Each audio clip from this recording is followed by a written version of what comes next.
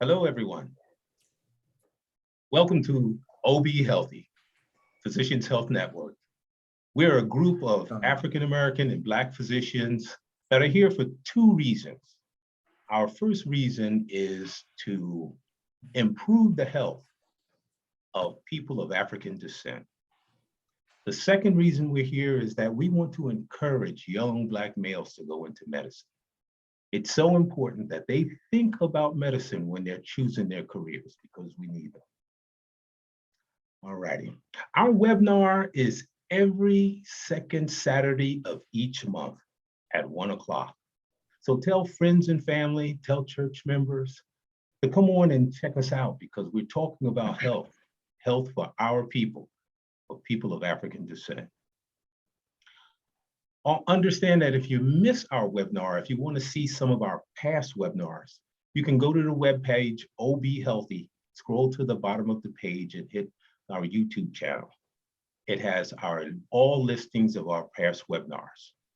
And also subscribe so we can continue to bring this webinar to you. All righty. I'd like to say the most important thing and I think it's most important of anything that I could say today, let me put it that way. Don't change any aspect of your medical care until you consult your physician. Only your doctor can truly take care of you. So that's important.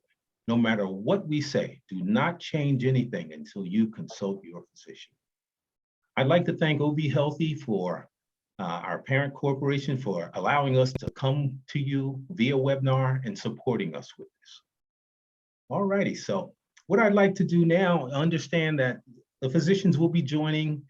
Some of them are, I know a few of them just have gotten out of surgery and they'll be joining us as the webinar moves along.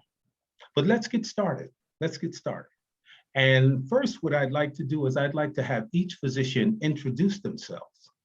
Dr. Atherley, can you start us off, please? Surely. Good afternoon, everyone. My name is Trevor Atherley. I'm an interventional cardiologist. I practice predominantly in the Essex County area and based at Newark Bethesda Medical Center. Thank you. All right, thanks. Dr. Court, can you introduce? Good afternoon, people. Dr. James Court, a graduate of that prestigious Black institution known as Howard University. All right. I practice in East Orange, New Jersey. I'm an internist. I only treat adults. All right. And Dr. McPherson, Dr. James McPherson is a physician who's come with us today to talk about his specialty. He's come all the way from, California, and now he's with us over here in New Jersey. Dr. McPherson, can you tell us about yourself, please? Yes, good morning, and thank you for having me. I'm James McPherson, and I'm a cardiothoracic surgeon, which means I do all surgery of the chest, the heart, the lungs, the esophagus. I've been in practice for about 24 years, mostly on the West Coast, and I recently relocated to the Garden State. I've been here since August, and my specialty now is the treatment of lung cancer. I'm a part of Summit Medical Group, and I operate out of St. Barnabas and Overlook Medical Center. Thank you very much. Glad to have you. Thank you. Have you, brother. Dr. James Lee. Dr. James Lee Jr. I'm a board certified orthopedic surgeon practicing in the Oranges. I want to say that I have an intern in my office whose name is Armand Jacques. Armand saw us for the first time when we went to Essex County College. I think this is probably pre-COVID. Mm-hmm. The good news is he was accepted in medical school, and his parents are from Haiti. He's first generation, and he's a first college graduate, and he was inspired by our panel. We connected over social media. He's been in my office for close to 2 years. We're working on research projects. He is learning the business of medicine and also learning about medicine in general. And I just want to say that our panel and Dr. Bay and OBHealthy helped inspire him. And I'm happy that he's in medical school or going to medical school. I want to shout out to him and to our panel. Excellent, excellent. Oh, thank you for that information, Dr. Lee. Thank you very much. Dr. Kendall Sprott. I'm Kendall Sprott, board certified pediatrician, retired from pediatrics. I did 15 years of critical care pediatrics and general pediatrics. All righty. And Dr. Salam, hello. Good afternoon, everyone. My name is Dr. Kareem Salam. I'm a board certified adult and child and adolescent psychiatrist, broadcasting from the city of brotherly love and sisterly affection, more commonly known as Philadelphia, and I practice in Northeast Philadelphia. Welcome, Dr. McPherson, and glad to see the brothers again. Delighted to be here, and salute to the audience as well. All righty, excellent. Thank you. Excellent. Oh, excellent. And Dr. Aluya, I'm sure the audience, or many of the audience know him already. He's traveling right now. He's listening. Dr. Aluya, at least say hi. Well, I think he's traveling right now. He will introduce himself once he finds a stationary place that he can come onto the video. All right, so let's get started. Number one is that what I'd like to do is Dr. McPherson is joining our group, so we're going to highlight what he does. And he's a cardiothoracic surgeon. Dr. McPherson, can you tell us what a cardiothoracic surgeon does? And just give us some idea as what you do each day. You're on mute, Dr. McPherson. Sorry about that. Yeah, thank you, Dr. Bay, and thank you again for inviting me to be here. So cardiothoracic surgery is a branch of general surgery. And since we're talking about training here, 4 years of college at USC, I did 4 years of med school at Tulane in Louisiana, 5 years of general surgery at St. Luke's Roosevelt right here in Manhattan. And then I finished my surgical training, which is called a fellowship in cardiothoracic surgery at USC. So after that training, you pretty much can operate on anything in the chest. Although I trained to do pediatrics, I don't do pediatric cardiac surgery, but over the last over 20 years, I've been doing coronary bypass surgery, aortic and mitral valve replacement, as well as lung and esophageal cancer. But right now, my focus is on the treatment of lung cancer, which is the leading cause of cancer death in our country. It's a little known secret, but lung cancer is responsible for more death than all forms of cancer. And I think the reason that we don't talk about that too much is because over 80% of lung cancer is attributed to cigarette smoking. So many people think it's kind of a self-induced cancer, but there are growing numbers of people who get cancer and don't smoke. And like most diseases, lung cancer tends to have worse outcomes in our people. And there are reasons for that, which I'm sure we'll talk about later. But my practice here in Northern New Jersey essentially is focused on the treatment of lung cancer. All right. You know, I've gotten some questions and some patients that, you know, they have lung cancer scares, and everyone who smokes thinks they have cancer if they start coughing, or what are the signs? How do we know if there's a problem as far as the lung is concerned and as far as cancer is concerned? And also, I'm going to get into other aspects that may deal with the thoracic surgery as well. But how do we know that we should go to our doctor? Yeah, so that's a great question. Lung cancer does not produce any symptoms until it's advanced. So for years, the screening test for lung cancer was a chest X-ray. But by the time you see an abnormality on a chest X-ray, many times the cancer is very advanced. So now there is a push to do low-dose CT scanning as a better screening test for lung cancer. Like any cancer, the key to great outcomes is early diagnosis. And the earlier we can diagnose lung cancer, the more treatment options there are. So if whatever the takeaway from whatever I say today is that I'd like to encourage people who are at risk to get screened. Now, an at-risk population used to be anybody who had more than a 30-pack year history of smoking. That was recently changed just in January to 20-pack years. So if you have a patient who has a history of cancer, a family history of cancer, or if they have a 20-pack year history of smoking, they can get a low dose CT scan, and most insurance companies will pay for that.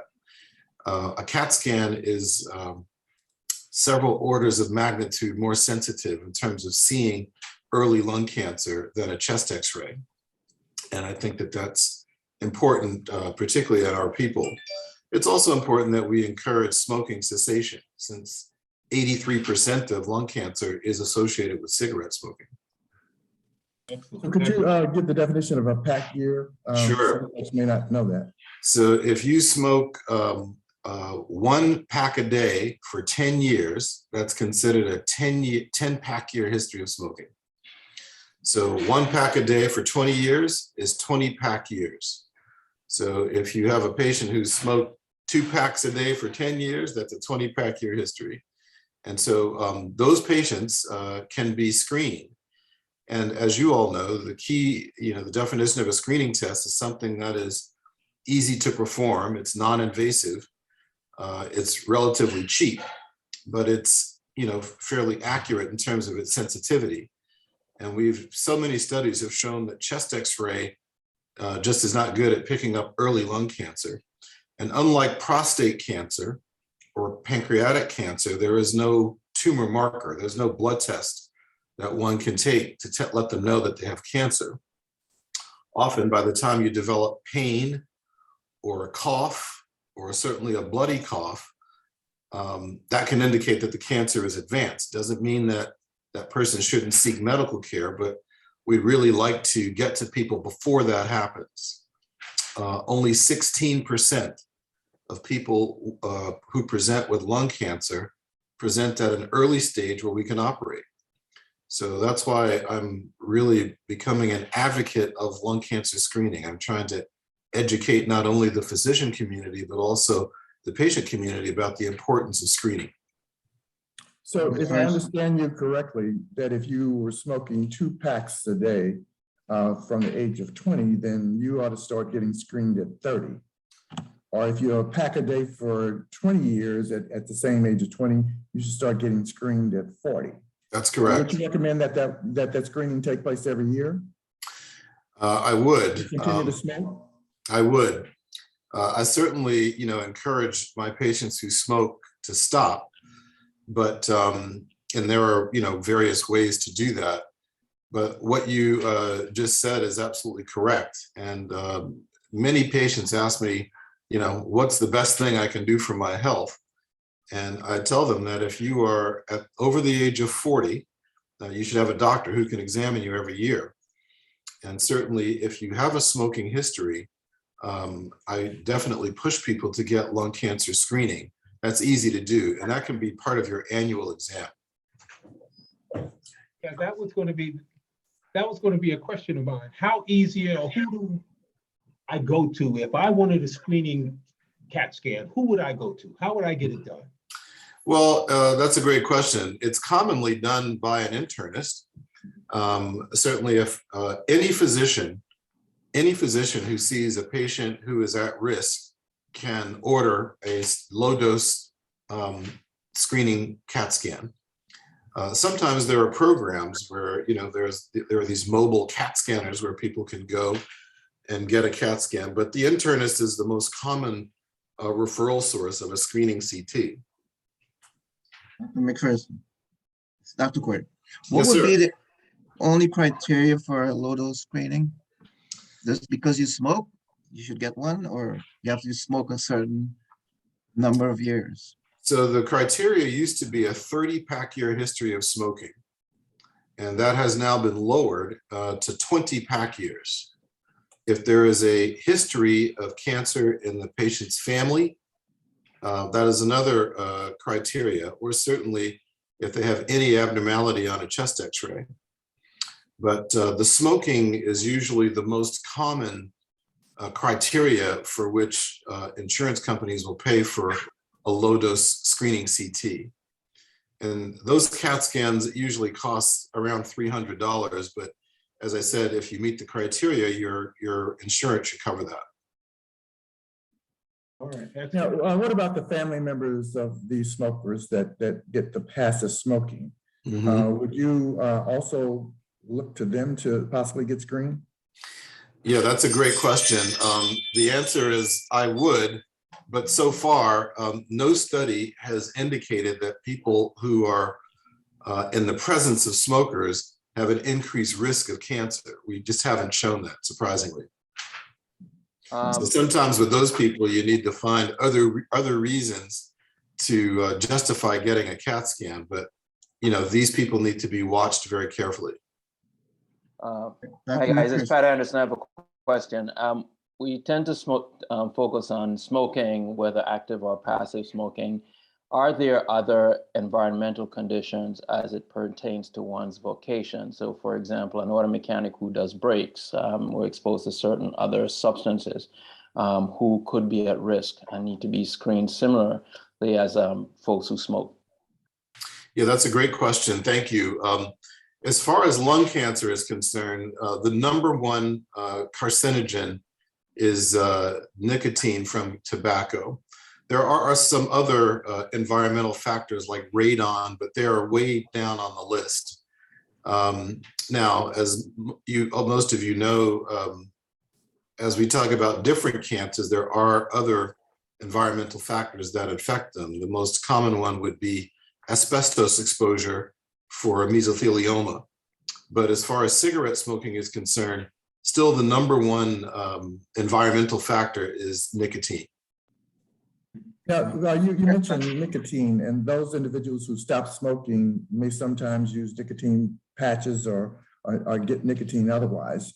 Does that still become a factor in terms of making them at risk of developing cancer? Great question. I don't think so. I'm not aware of any study that shows that the use of a nicotine patch would increase the risk of lung cancer. And in fact, many times when we're discouraging people to smoke, a nicotine patch is one of the tools that we use. But really, it's inhaled nicotine. That's what increases the risk factor. And just so I can get out in front of this, usually when I say that, the next question I get is, what about pot? Does pot increase the risk of lung cancer? So far, that has not been shown.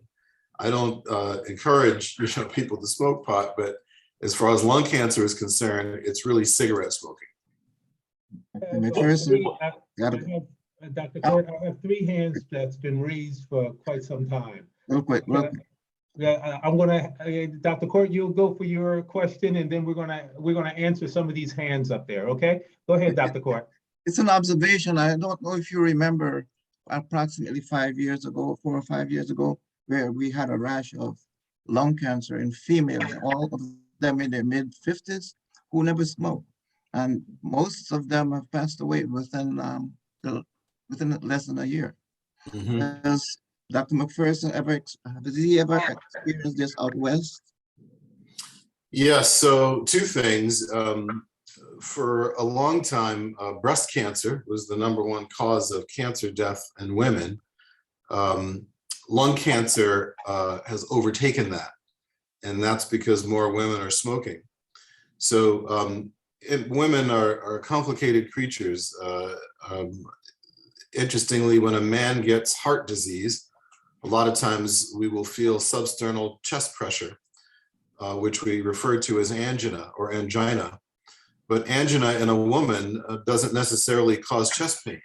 It causes more vague symptoms, depression, insomnia, indigestion, things like that. So we've often suspected that women are wired a little differently, but this is sometimes the reason that when heart disease is diagnosed in a woman, it is at a much later stage.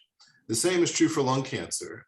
But as I said, lung cancer is a little bit more difficult to diagnose in the absence of CT scanning. So this is why for a woman who smokes or is, has any of the other risk factors, I certainly encourage them to get scanned early, because the best outcomes for lung cancer are with early diagnosis and surgery. And at some point, I'm sure we'll talk about the surgery, but we have some really exciting minimally invasive, that means small incision techniques that result in less pain, less bleeding, shorter hospital stays, and a more rapid return to active living. And it's my feeling that if we educate our patients and our fellow physicians about that, that hopefully they'll encourage their patients to get screened earlier. Our patients who are non-smokers. Dr. Cord, let me, Yeah, I know. I know you have a lot of questions, but let Well, me get some of the hands. someone Hold your else. question though. I don't want to forget you. Someone Dr. else, Salam, please. So, Dr. McPherson, I have 3 questions. The Yes, first sir. question is, what is the risk of lung cancer in those who vape versus those who smoke cigarettes? And then a comment. Oral nicotine replacement, is that as effective as transdermal? And does it pose a risk of lung cancer? I suspect not. Second question is, are there any genetics-based precision medicine tools to address lung cancer? And third, and perhaps this is the most important question, how has your clinical practice been affected by COVID? Has it had an impact on what procedures you perform and what other type of treatment modalities you provide to your patients? So thank you for those 4 questions. Let me take them one by one. Vaping is new, and I don't know of any studies that have indicated an increase in the risk of lung cancer with vaping. As lung specialists, we're expecting to see other types of injuries, and lung cancer may be down the line. But so far, I'm not aware of any literature that suggests an increase in the risk of lung cancer with vaping.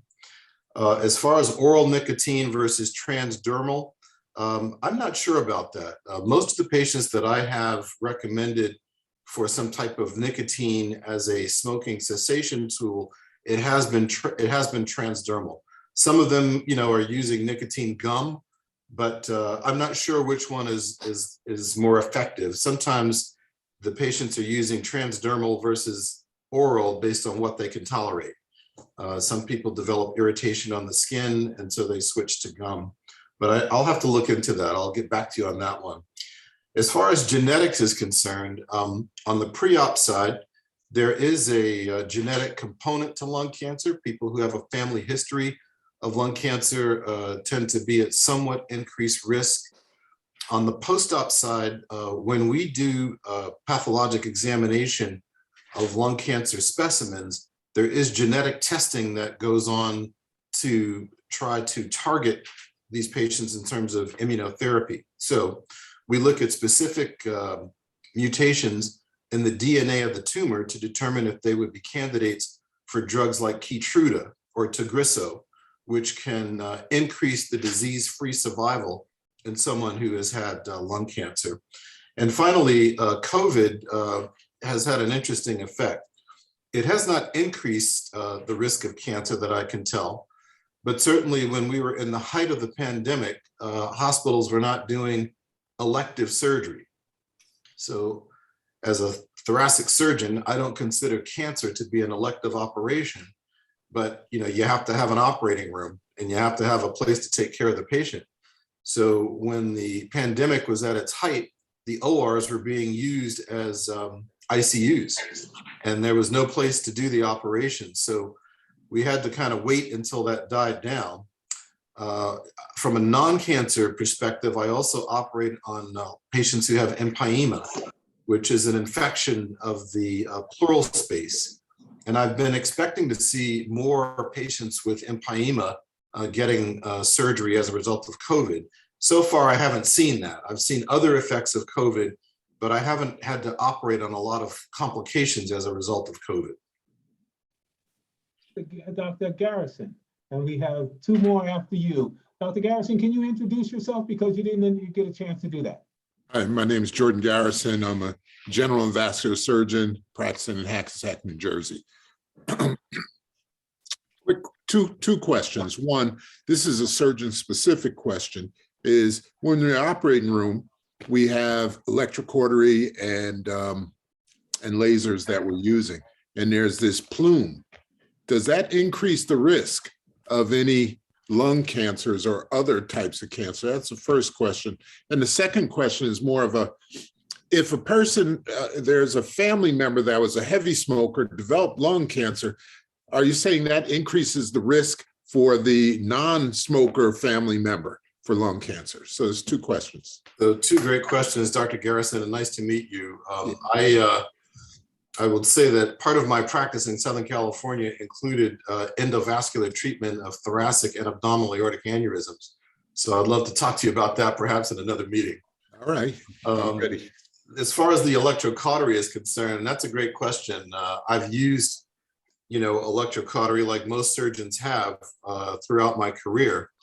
And it wasn't until I got to New Jersey at St. Barnabas, where every electrocautery device is hooked up to a smoke evacuator.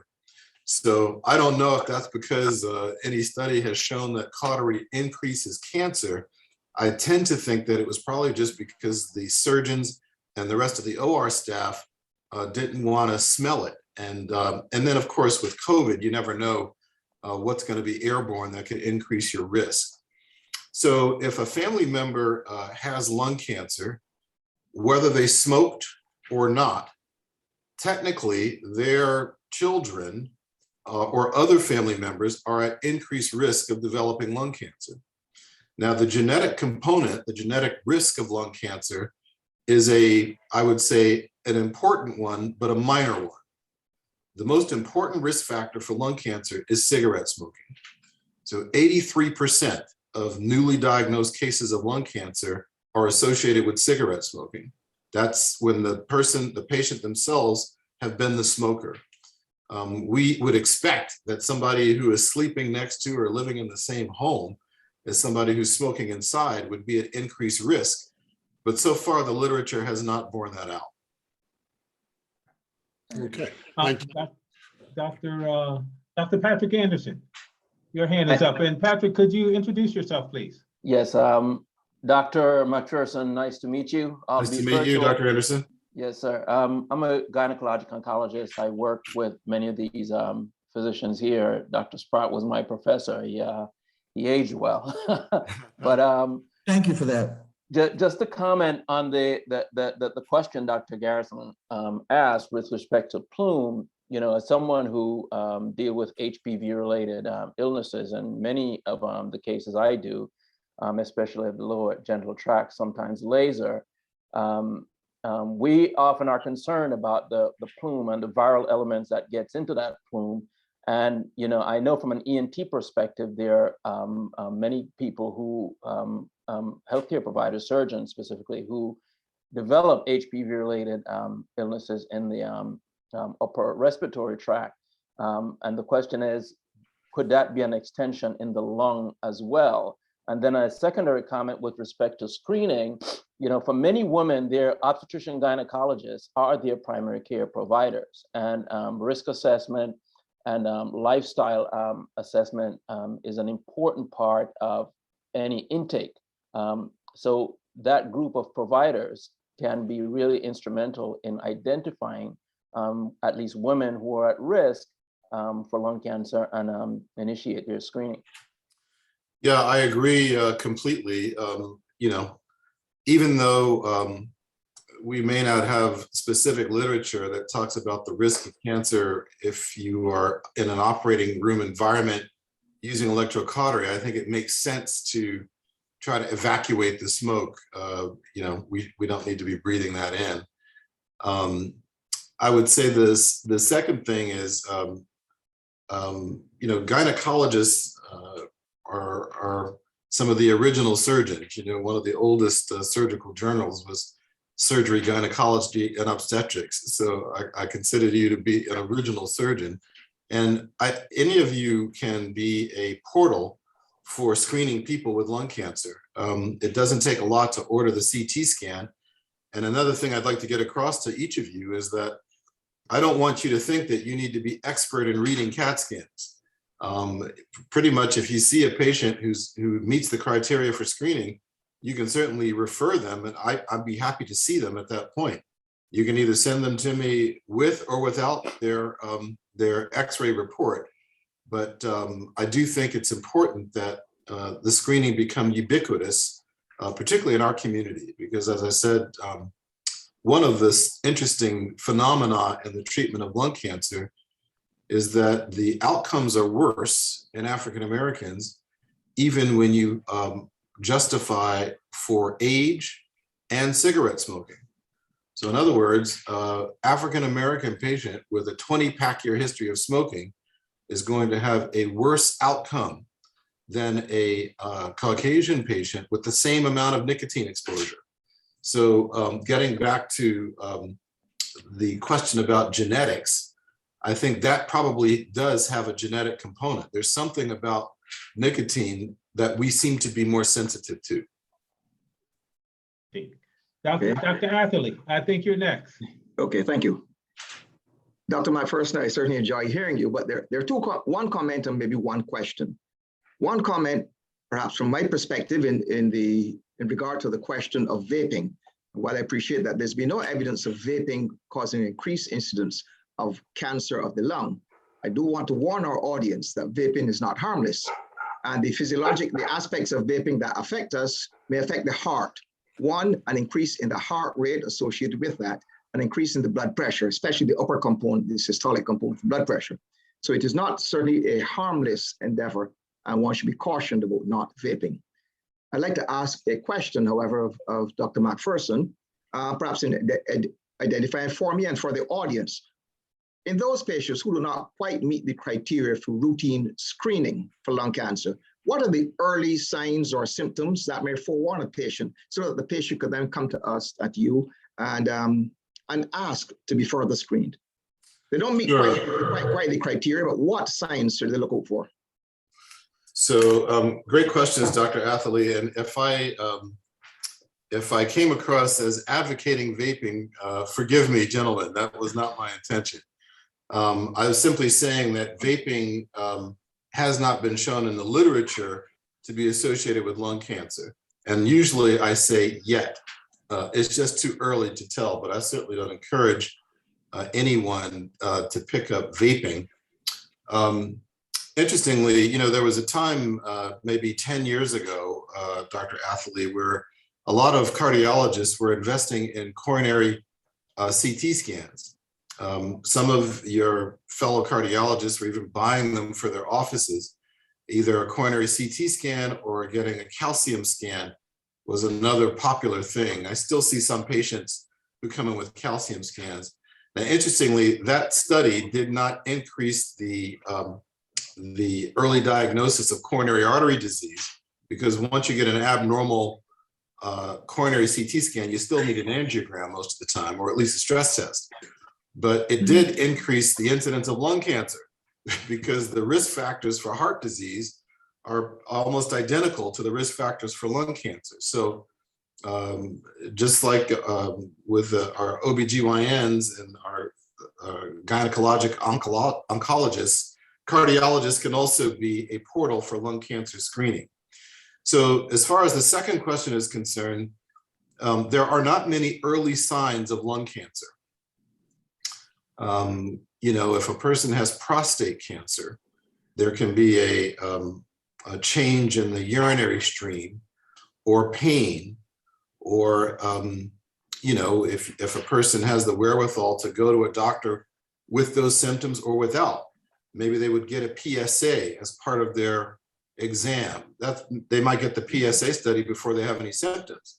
And that might be the first indication that someone has prostate cancer. With lung cancer, there is no test like that. So that's the reason that many people in the thoracic community and the lung community, the pulmonology community, are advocating screening people before they get any symptoms.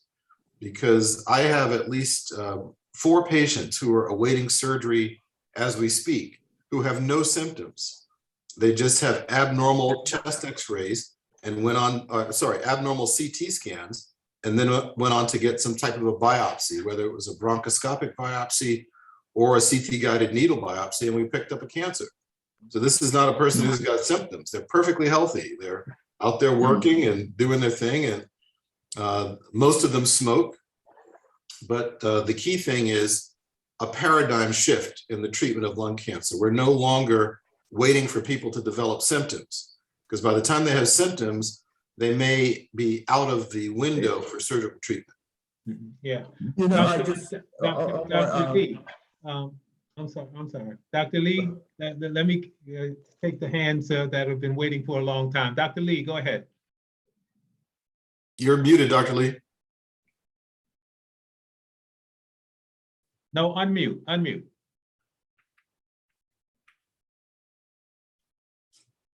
You're still muted, doctor. There you go. Sorry about that. Thanks, Dr. McPherson. Two questions. One, are there tools you can offer us for our patients for smoking cessation, things that you've used, know about besides the nicotine patches? Is there a behavioral component or other things we can try? And then also in the orthopedic surgical world, when we deal with a bone cancer, osteosarcoma, we call it, historically, section wasn't effective until chemotherapy was added. That actually changed the prognosis of patients. In lung cancer, is that what you see as well? Are you using radiation, chemotherapy besides surgical treatment? Yeah, two great questions. So the first thing I would say regarding smoking cessation tools is it's not easy.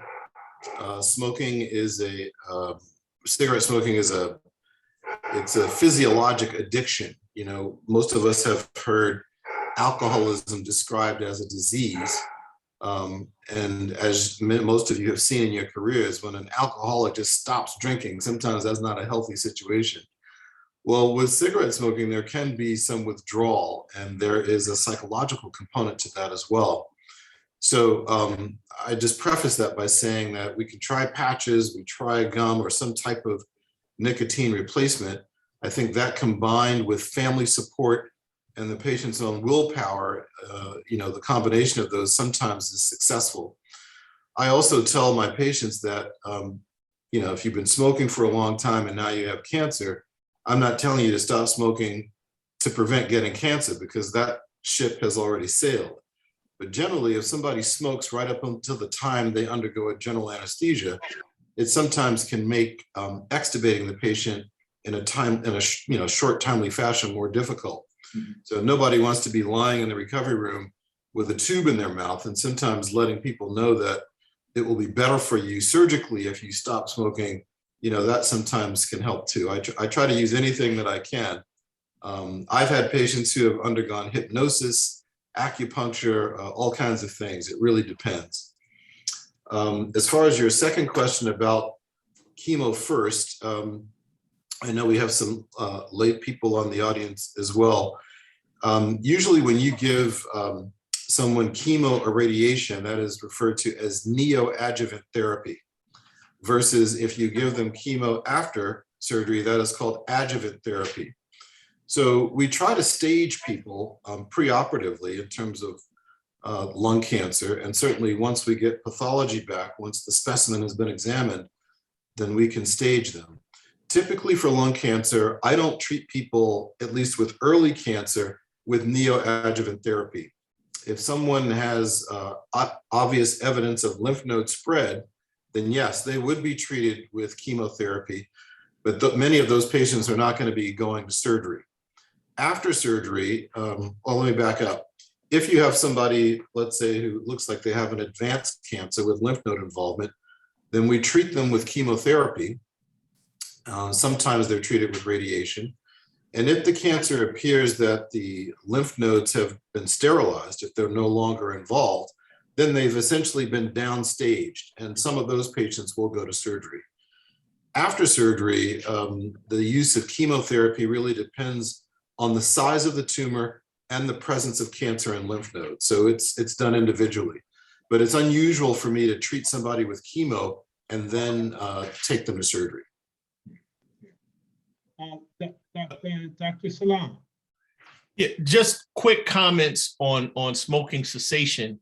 As Dr. McPherson stated, it's really a tough nut to crack in terms of giving up a nicotine addiction. Pharmacologically, the most effective strategy would be nicotine replacement. So whether it be patch, lozenges, gum, spray, and the like. Additional strategies include antidepressant medication, a specific antidepressant, Wellbutrin, also known as bupropion. I think it was marketed as Zyban for smoking cessation. What you have to be careful with Wellbutrin is that it lowers seizure threshold. So you may address one problem while creating another. Additionally, if someone has struggled with disordered eating, they should avoid bupropion, again, related to lowering of seizure threshold in the setting of electrolyte imbalances from purging. So, and then another strategy is varenicline or Chantix. And the challenge there is you have to be concerned about emotional changes and suicidal thoughts. So, but perhaps while I have the floor, could you talk about the benefits of cutting down if someone cannot eliminate smoking? And what are the most common sites of metastases for lung cancers? So thank you, Dr. Salam. The decreasing tobacco use, I think, has tremendous benefits. Anytime we're going to do surgery on someone, we will order pulmonary function testing. So that lets me know what the patient's pulmonary reserve is and whether or not they would tolerate the surgery that I'm proposing, which is usually going to involve removing a part of their lung. In some cases, it's removing an entire lung. So I certainly think that if you are smoking less, your pulmonary function will improve, even though it may or may not decrease your risk of cancer. As far as the sites for metastasis, when lung cancer spreads, it usually goes to small lymph nodes that are around the tumor itself. These are impossible to see on a CT scan or a PET scan. From there, it goes to the central part of the chest, which is called the mediastinum.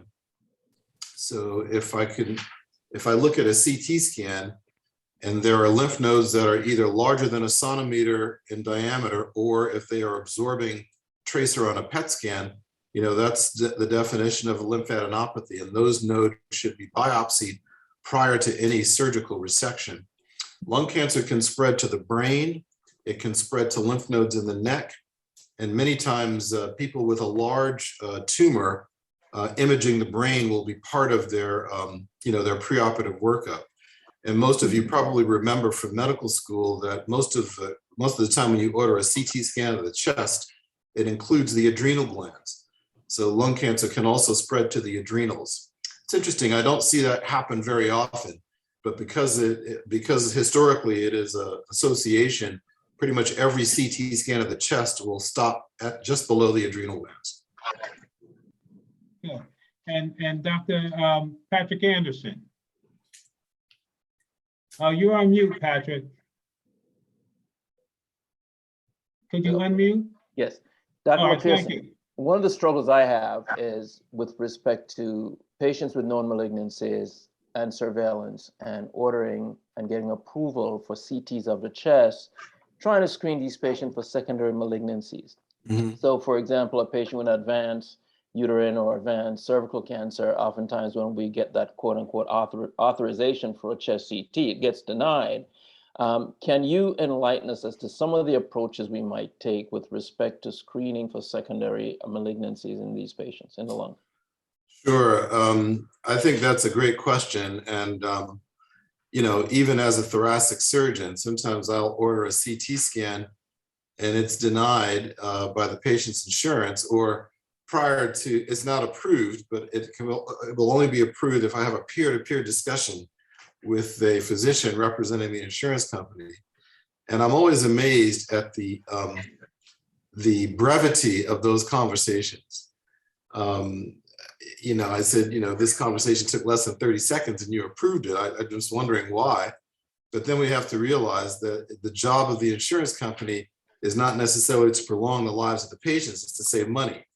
And so a lot of times people will be denied these studies and we can get them approved. Getting a non-contrast CT scan of the chest should not be difficult.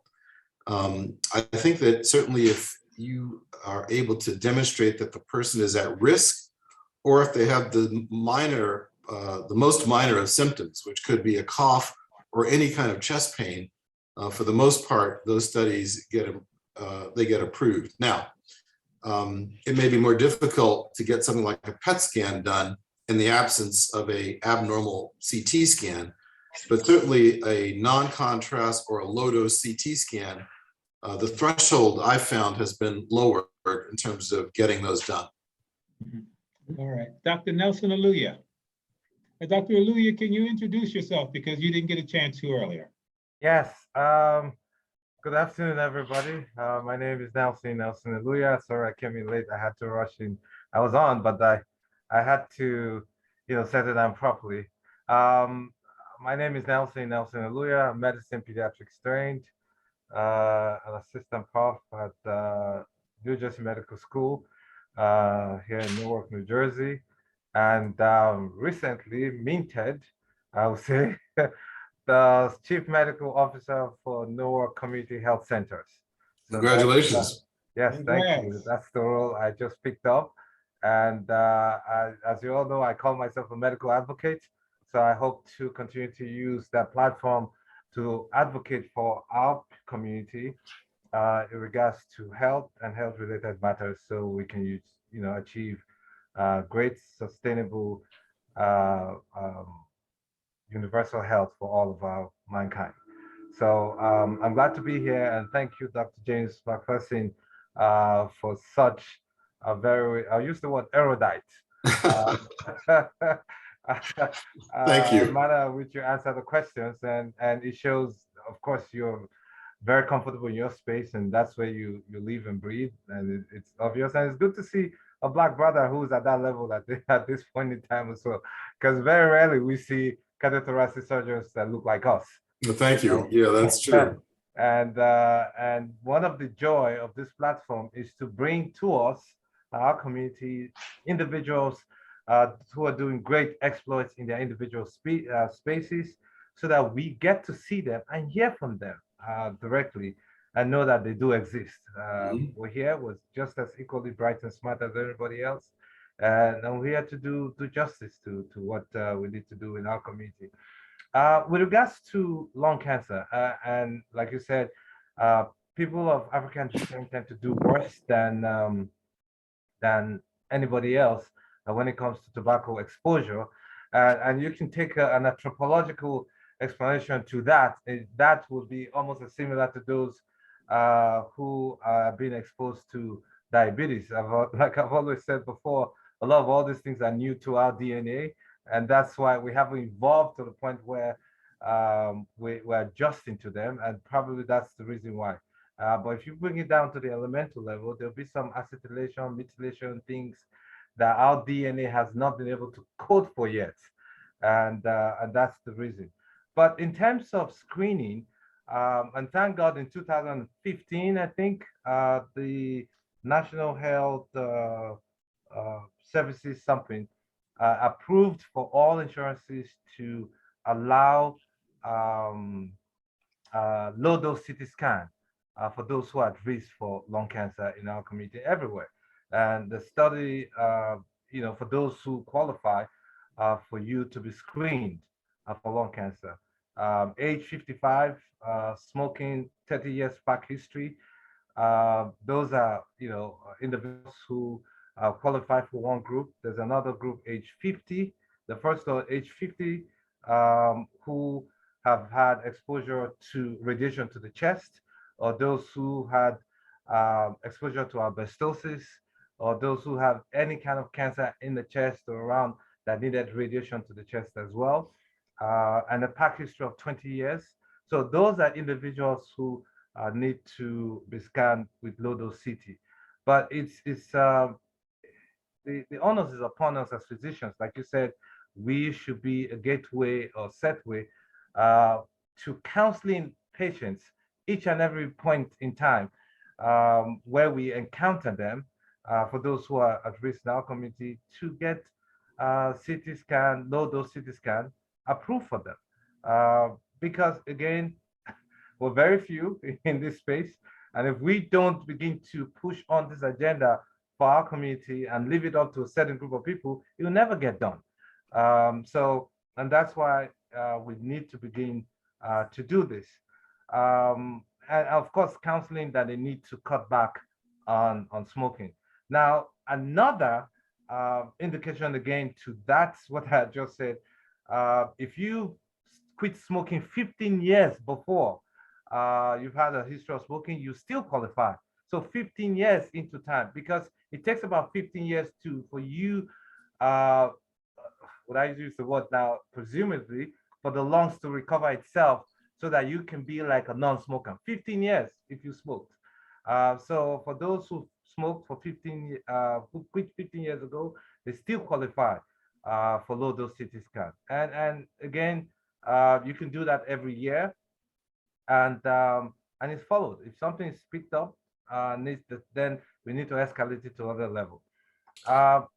Tobacco use is an addiction.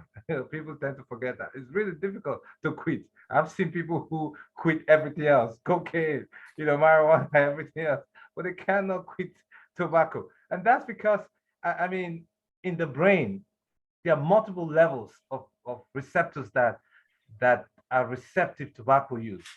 And some of them are tobacco receptors, and some of them are tobacco-like receptors. And those receptors also are in line with other issues that result in physiological changes in the brain, emotions, anxiety, and all that. And that's why when you try to quit, it's so hard. Mhm. And then they get into the withdrawal of it. So when Chantix came on board and people who were taking Chantix, they were having these vivid dreams and, risk of depression and suicide and all that. But in my experience, and this is what I've done, and I can say I haven't done a documented research upon it. I'm waiting for someone who's going to sponsor that research. But the way I do this, for patients that I take care of, and I teach my residents as well. So assume that the nicotine receptors are where the nicotines come on board. And if let's say this is all the nicotine receptors, and you start Chantix, which is supposed to block those receptors. If they come on, they will block, maybe if you smoke one pack, this is 20 cigarettes a day, and those receptors come to those areas. By the time you introduce Chantix, it's going to block a few of those receptors. So it therefore means that the nicotine receptors that are exposed to other stuff will have only one or two other receptors to work on. So what do Chantix do? They'll have to go on to other nicotine-like receptors. And that's the reason why they tend to have those vivid dreams and all the other things that they do. So what do? I tell people to gradually reduce your tobacco use 1 per week. So if you smoke 20 a day, so this week you do 20, next week you do 19, the following you do 18, the following, over time, you reduce it down to a level where you smoke 3 or 4 a day. That's when I introduce Chantix. Mhm. Because every time I do that, none of them have had any of those issues, and they quickly quit smoking. So that's how I've always done it. And so I want to share it here so individuals will hear and maybe try that as they speak to them. Yeah, I think that's sound advice, and you said it right. It is very difficult to stop something that you've been doing for a long time, and on top of that, it has this addictive characteristic to it. So it's funny, after I would do a coronary bypass on a patient and I see them in the office, they say, well, what do I do so that this doesn't happen again?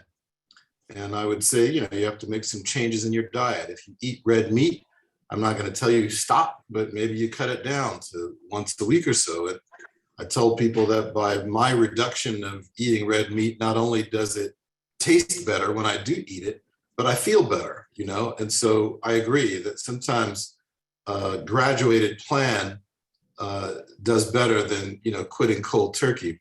Of course, the other thing I would tell the patients is you got to decrease the stress in your life. You have to get rid of toxic people. And they say, Doc, they all live with me. I said, I understand. Those are the ones that'll kill you. So true, so true. Dr. Kendall Sprott, you've been waiting patiently. Yeah, when you talk about smokers not having symptoms, there's not a smoker that I know that doesn't have a smoker's cough. And I've learned that the reason for that is that the exposure to tobacco damages the cells that line the airway. And the cells that line the airway are there for a purpose, and that's to sweep mucus up. And the mucus is down there to be sticky and to catch particles, particulate matter. And once you're exposed to tobacco over a period of time, those cilia or those brushes go away. And so the mucus that's being made along the airway can't get swept up, and it gets accumulated, and then they start to cough. And they always have that rattling. And Dr. Aluya spoke about something that Dr. Bay also spoke about, is pulmonary function tests. My guess is that most smokers are not going to have normal pulmonary function tests. And I think that there's enough indication for these individuals that are smokers, given the symptoms that they have, that it would warrant some kind of investigation to see, especially if they've been doing it for a long period of time. And as you said before, the ability of a physician to convince another physician who works for an insurance company to get a test, that's not all that difficult. And it was a short conversation because, the majority of people won't go through the process of getting their doc to call the insurance company. And my guess is when you call the insurance company, you don't get to speak to someone right away. And so there's a natural tendency for the insurance company to delay having to spend the money, which means waiting for not one call, but several calls to be made. But indeed, I think that there's enough justification, especially when you look at the fact that what it may ultimately cost an individual or society in general to deal with an individual that has cancer, to justify using a CT scan as a screening test to look at individuals who I can guarantee you have some symptoms and are going to have abnormal pulmonary function tests. And the ability of an individual to return to normal, that means to stop smoking in order for these cells to return back to normal, is going to be several years. But indeed, those cells will come back, the cilia will come back if you stop. And so I don't know that many physicians will order pulmonary function tests on individuals that they know are smokers or that they know have smoker's cough. If they start to laugh, you can hear the mucus rattling in their chest. So Dr. Sprott, you have given what I think is probably the best explanation of a smoker's cough that I've heard. Most pulmonologists, I wonder if they understand the physiology as you have described it. And what you say is true. Not only does the nicotine affect the motion of cilia, when the wind blows, if you imagine wind blowing palm trees, they all move in the same direction. Well, the cilia are like that too. They have coordinated movement, and that's part of the way that they can expel foreign bodies out of the airway. Nicotine tends to disrupt the coordinated movement of cilia. In addition, it decreases the viscosity of mucus. So the mucus is sort of a second layer of protection. If you inhale some dust, your body is designed to trap it in the mucus and then the cilia beat it out. Well, nicotine disturbs both of those processes. So I'm not challenging you that cough can be a symptom of someone who smokes.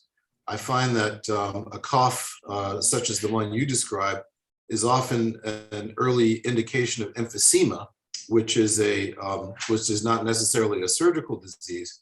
But yes, a smoker's cough is definitely associated with lung cancer.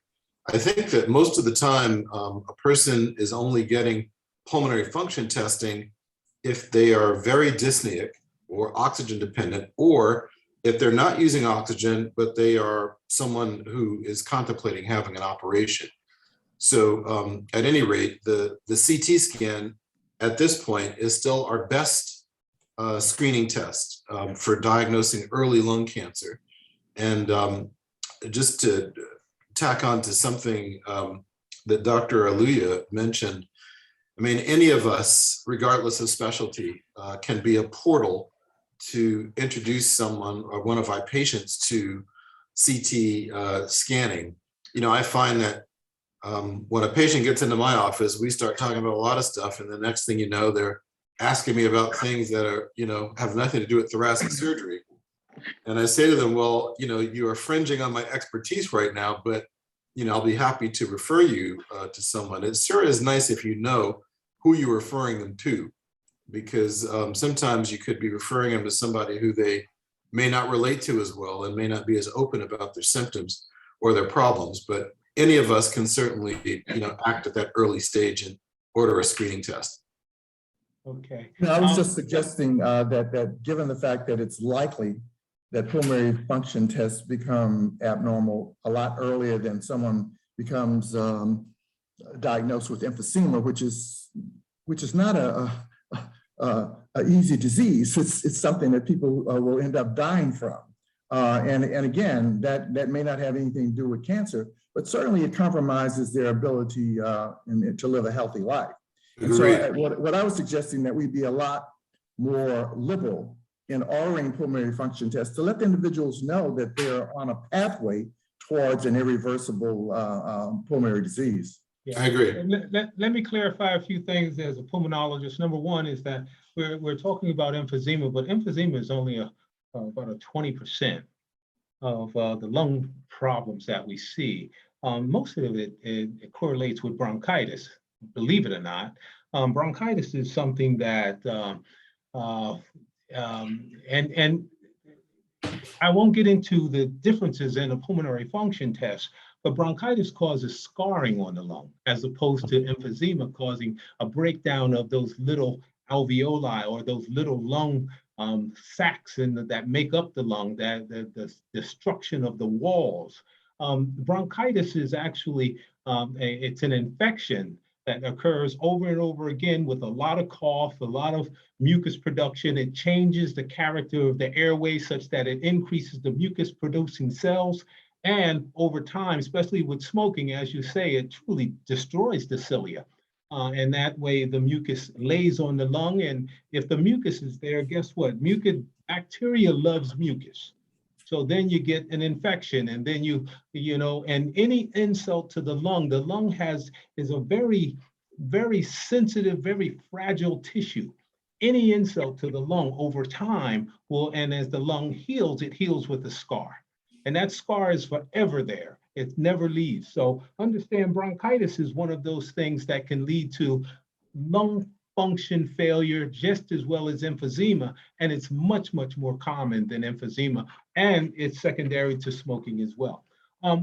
What I'd like to also say, and when we come back, I know that this was only supposed to be about a half an hour talk, but this is so interesting that we're going to carry it over into the next hour. What I'd like to do is I'd like to answer the few questions when we come back from our break. And then from there, we will go back into asking questions about lungs, because we haven't gotten into how you do the surgery, what happens after surgery, how do we recover? There's so many aspects, since we have the expert here, that we should cover. So another thing is that, well, I'll end right there. Let's do this. Let's take our break, and let me just do my little announcement so we have to pay the bills. And then we'll come back and introduce all our physicians again. And let's answer those few questions, and then we'll go back into pulmonary and the thoracic surgery. First thing I would like to say is, remember that our webinar is, you can view our webinar every second Saturday of the month at 1 o'clock. And we are here to answer your medical questions. Number one, because I feel, and we all feel, I think, that it's so important to educate our community about their health. That's the way that we can keep each and every one of us healthy, so that we can live a long life. But the most important thing is that you live a long life healthy. You must be healthy as we live, and that's so important. Secondly, the most important thing I can say, and I'll say this again and again, please do not change any aspect of your medical care until you consult your physician, no matter what we say, because only your physician can truly take care of you the best. All righty. I'd like to thank OBHealthy for allowing us to bring this webinar to you, and understand that OBHealthy has an app, and please download the app.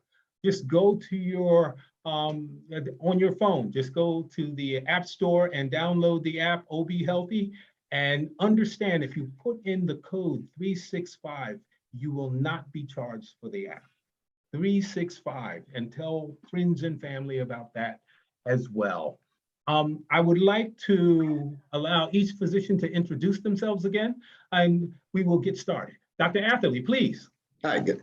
I'm Trevor Atherley. I'm an interventional cardiologist. As I said, I'm predominantly based in Newark Beth Israel Medical Center and Essex County as a whole. I service. Thank you. Again, I forgot to introduce myself, but I'll do that at the end. Dr. James Court. Dr. James Court, location is East Orange, New Jersey. My practice is in internal medicine. All righty. Dr. McPherson. You're on mute, Dr. McPherson. Sorry about that. James McPherson, thoracic surgeon with Summit Medical Group. I operate at St. Barnabas, Overlook, and soon Hackensack, Mountainside, and University Hospitals. All righty, excellent. Dr. Kendall Sprott, please. Kendall Sprott, board certified pediatrician. I practice pediatric critical care and general pediatrics. All righty, Dr. Salam. Dr. Kareem Salam here. Good afternoon, everyone.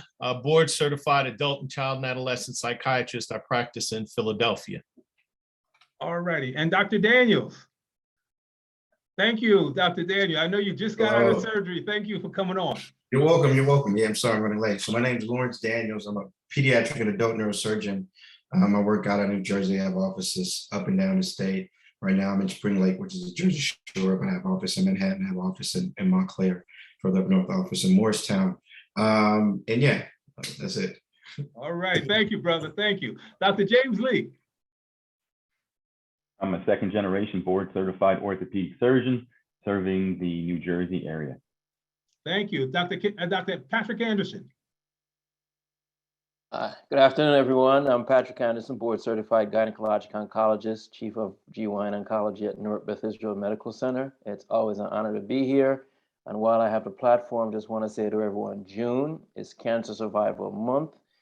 Please embrace your cancer-focused organization with some donation, whether it's in treatment, screening, or support. Good to be here. All righty. And Dr. Aluya, please. Yeah, Nelson Aluya, medical advocate, medicine pediatrics, CMO, the Chief Medical Officer at Newark Aesthetic Health Centers, Federal Health Qualified Center here in Newark, New Jersey. Thank you. Excellent. Dr. Jordan Garrison. Hi, Jordan Garrison. I'm board certified general bariatric and vascular surgery. My practice is in Hackensack, New Jersey. I'm specializing in disease of veins. But while I have the floor, I'd like to let you all know that tomorrow at 12 o'clock to 4 o'clock, I'll be hosting the Rhythm Review on WBGO 88.3. So please tune in, okay? All right, we will be there, brother. We will be there. Thank you, brother.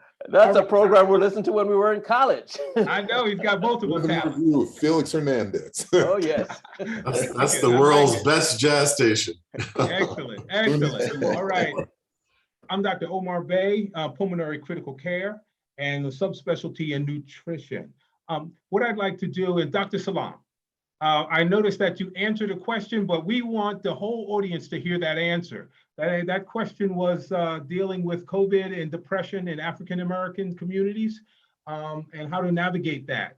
Sure. Dr. Salam, also, while I have the floor, next month is Men's Health Month, from what I understand, and a lot of organizations are having men's health, education. So what I'd like to do, and Dr. Salam, is this is one of the topics that we're going to cover next month with you, and we're going to have some of our other physicians cover topics as far as men and different ailments. So everyone, come on, have your brothers and husbands and everyone come on and listen to us next month. It will be Men's Health Month. We are looking forward to it. Dr. Salam, take it away, please.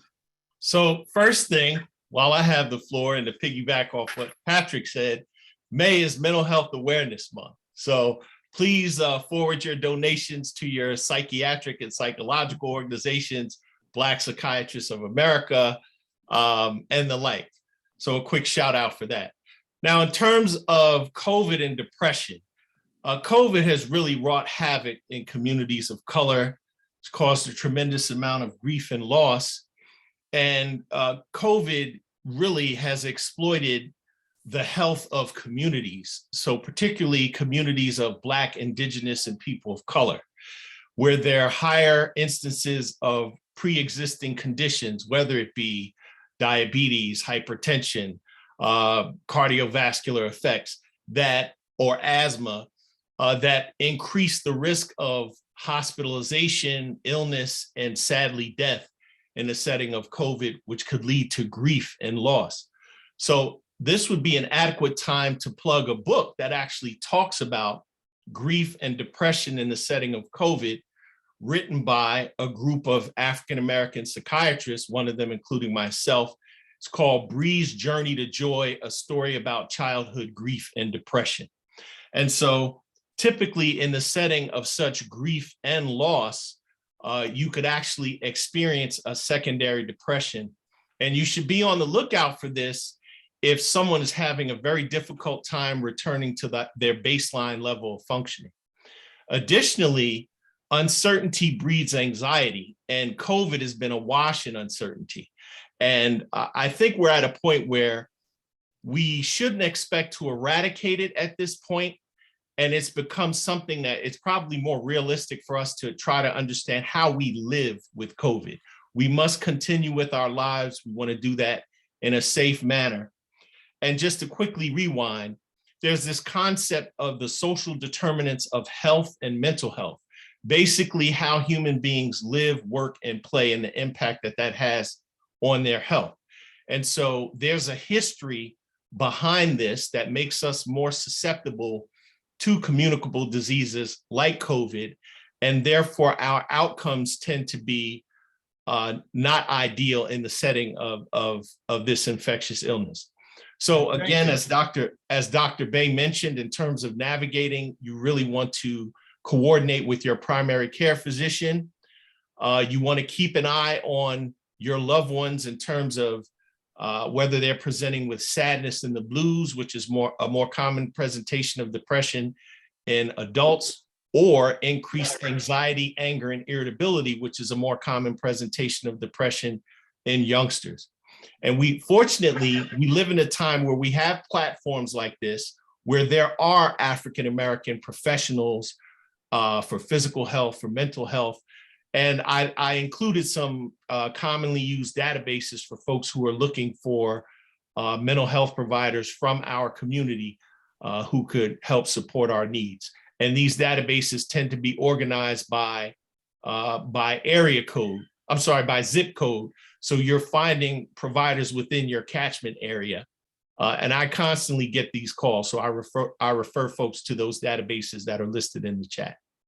Excellent, excellent. Thank you very much. Thank you. What I'd like to tell the audience is that if you have a question, please type it in. We are in that area of the show, in that time period of the show that we're answering questions. The second question, how serious is stage 3 kidney failure? All right, one of our internal medicine docs, or can you help us out, Dr. Aluya or Dr. Sprott or Dr. Court? Dr. Aluya, you're on mute. I think you were answering. Hold on. Sorry. Hello? Yes, I hear you now. Okay. Yeah, sorry. I was off for a minute. Okay, all right, that's all right. But what we want to do is stage 3 kidney failure. This is, I understand kidney failure. I'm a pulmonologist, so I don't understand the stages. If someone could help us out with that. Well, kidney failure is better. I mean, we talked about this here before. If for everybody who gets your results for the labs that they do now, if you look at it properly, they tend to differentiate, African American and non-African American. So if you look at those values, the African American values are much higher than those who are not. And because of that, it tends to give the impression that the African American kidney function is better than the non-African American kidney function, because the numbers are usually very high. So, but ideally, the cutoff is usually 60 centimeters per square meters per body weight, however they calculate it, based on the weight and the creatinine level and the BUN and all that. Now, anything below 60 is begin to refer to as a chronic kidney disease, especially if it's gone on for over 2 weeks or more. Now, 40 to 60 is stage 1. 30 to about 40, 45 is stage 2. Now 40 to about 35 to about 40 is stage 3. And then stage 4 is 15 above to 30. And anything below 15 is end stage. So the things to really look at, if your GFR is less than 60, you begin to worry. Now, and you begin to see your doctor, have a talk with him and everything else. But you don't have to wait for it to get to that level yet. At any point in time, when you contact your physician, always ask, what's your kidney function? It's really important. And I'll tell you why. Because it affects a whole lot of things. Now, those are some of the things you need to ask at any point in time, as much as you check for your blood pressure, as much as you check for your diabetes status. Now, if you've been told you have chronic kidney disease, you need to follow that up minimum every 3 months to see if it's worsening or if it's getting better. Now, ideally, you should see, if you're seeing your primary doctor, you need to see a kidney doctor, so at least you have 2 people's eyes on that kidney function, so that it doesn't depreciate or get worsened to a point where the GFR is less than 15 and you have to be on dialysis. Right. Now, the teaching is this, that if your kidney function is stage 4, you need to begin to see a kidney doctor.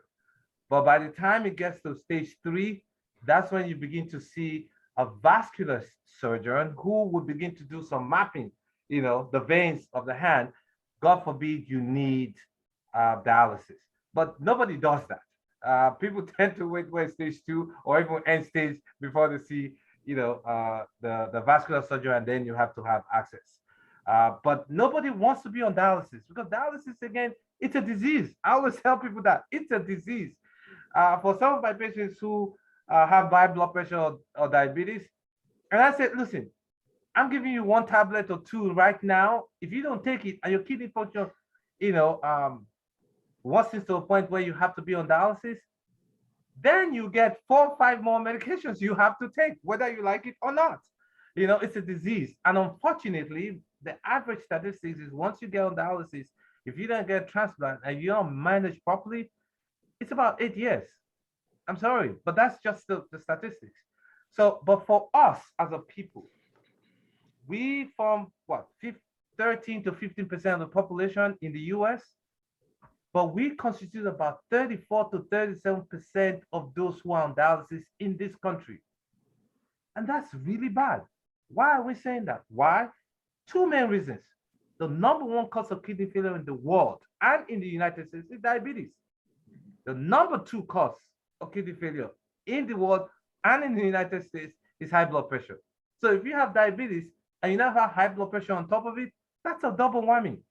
And it would rapidly progress to a point where, the kidney fails.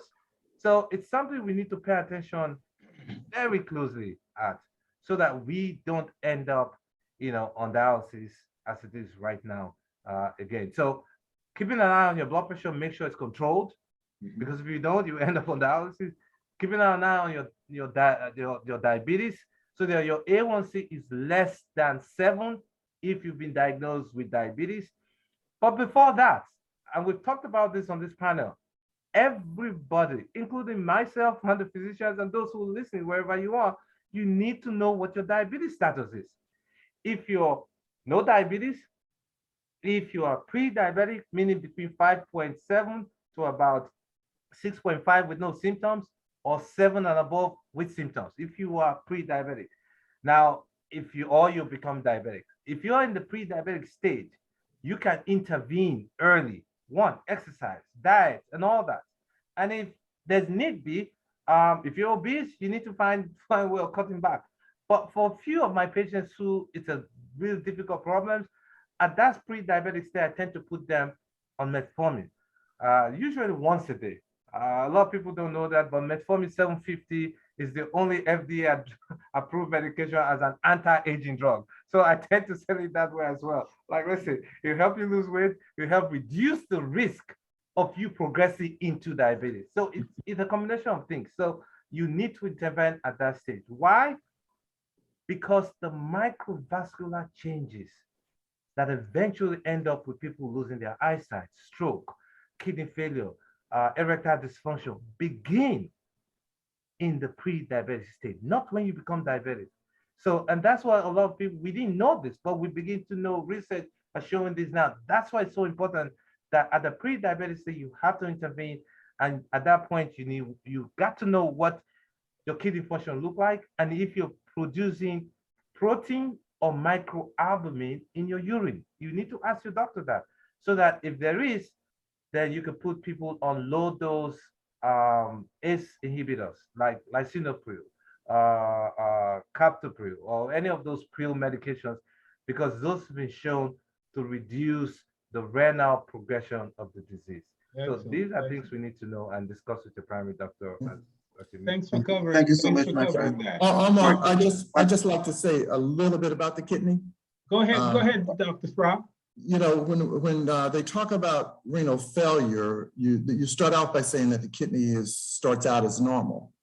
And the kidney has two basic functions. It filters the blood, and then it has the important, real important, once it's filtered the blood, it reabsorbs a lot of the things that the body needs. And so when you talk about blood work that is done, and it's on almost every blood test that is done that looks at the fluids and the electrolytes, there's something called the BUN and the creatinine. And the creatinine is sort of a protein that's found in muscle, and the BUN stands for blood, urea, and nitrogen. So when we eat things, we eat protein. And a lot of people take a lot of protein, but there's almost no way that protein gets stored. And so almost all the protein, and proteins carry nitrogen, has to get excreted via the kidney. Creatinine is something that if it's filtered by the kidney, it doesn't get reabsorbed. So it gets excreted. And there's a certain amount of creatinine that's made every day from muscle breakdown. And so your creatinine, it ought to be a low number, or it stay low. And let's say that for adults, adult male, it's related to muscle mass, it might be 1.2. Now, if it goes from 1.2 to 2.4, that means that the creatinine level has doubled. That usually is a reflection that you've lost, if it's a permanent rise, 50% of your kidney function in terms of the tubules.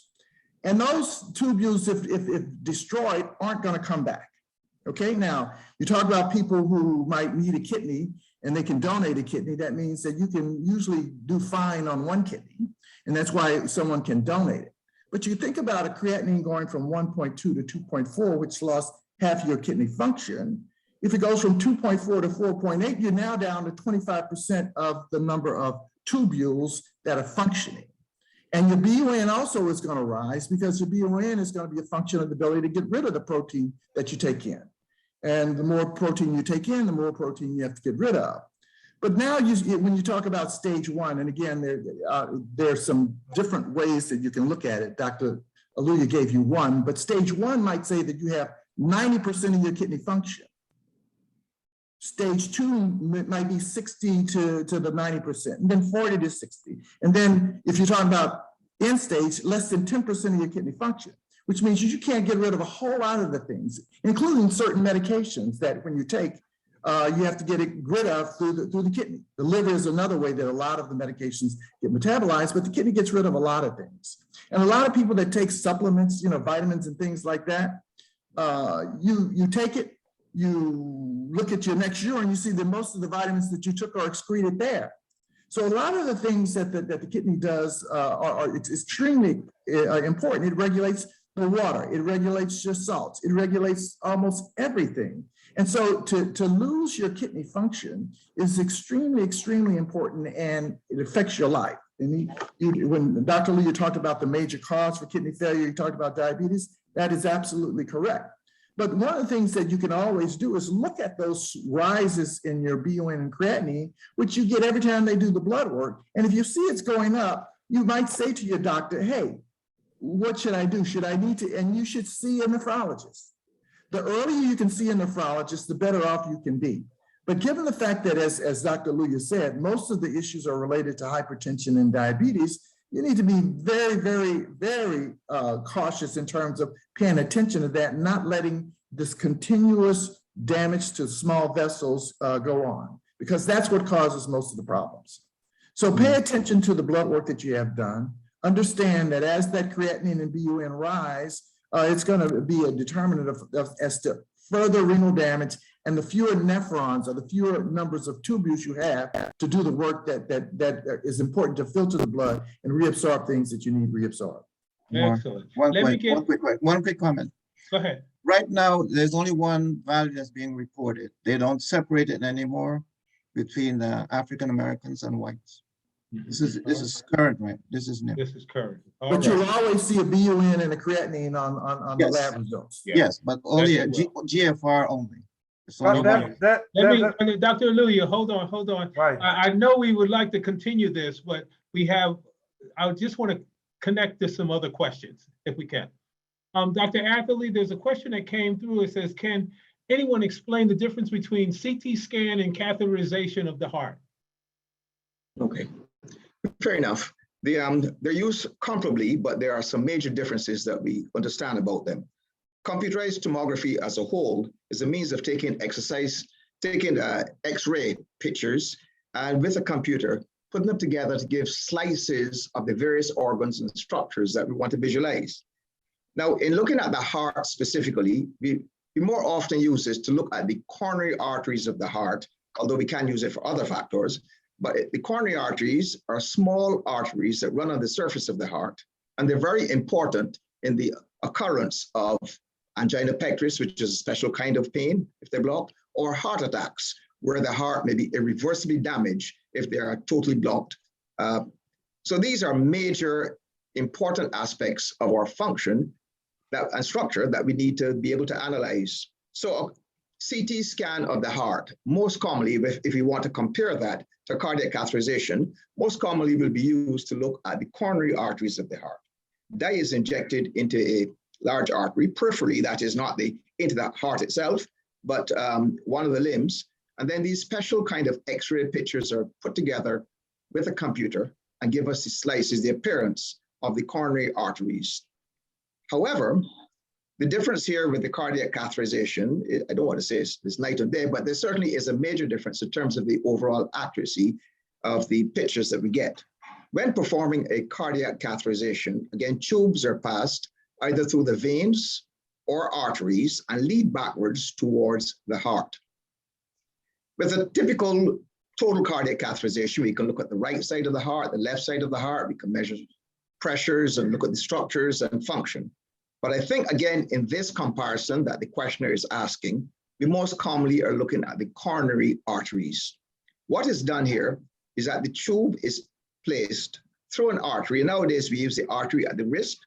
Previously, almost exclusively, we use the artery in the upper leg or groin area and pass this tiny tube called a catheter back towards the heart and into the beginning of the coronary arteries. Now, there are two major coronary arteries. The one on the left gives two very important branches. The one on the right has smaller branches.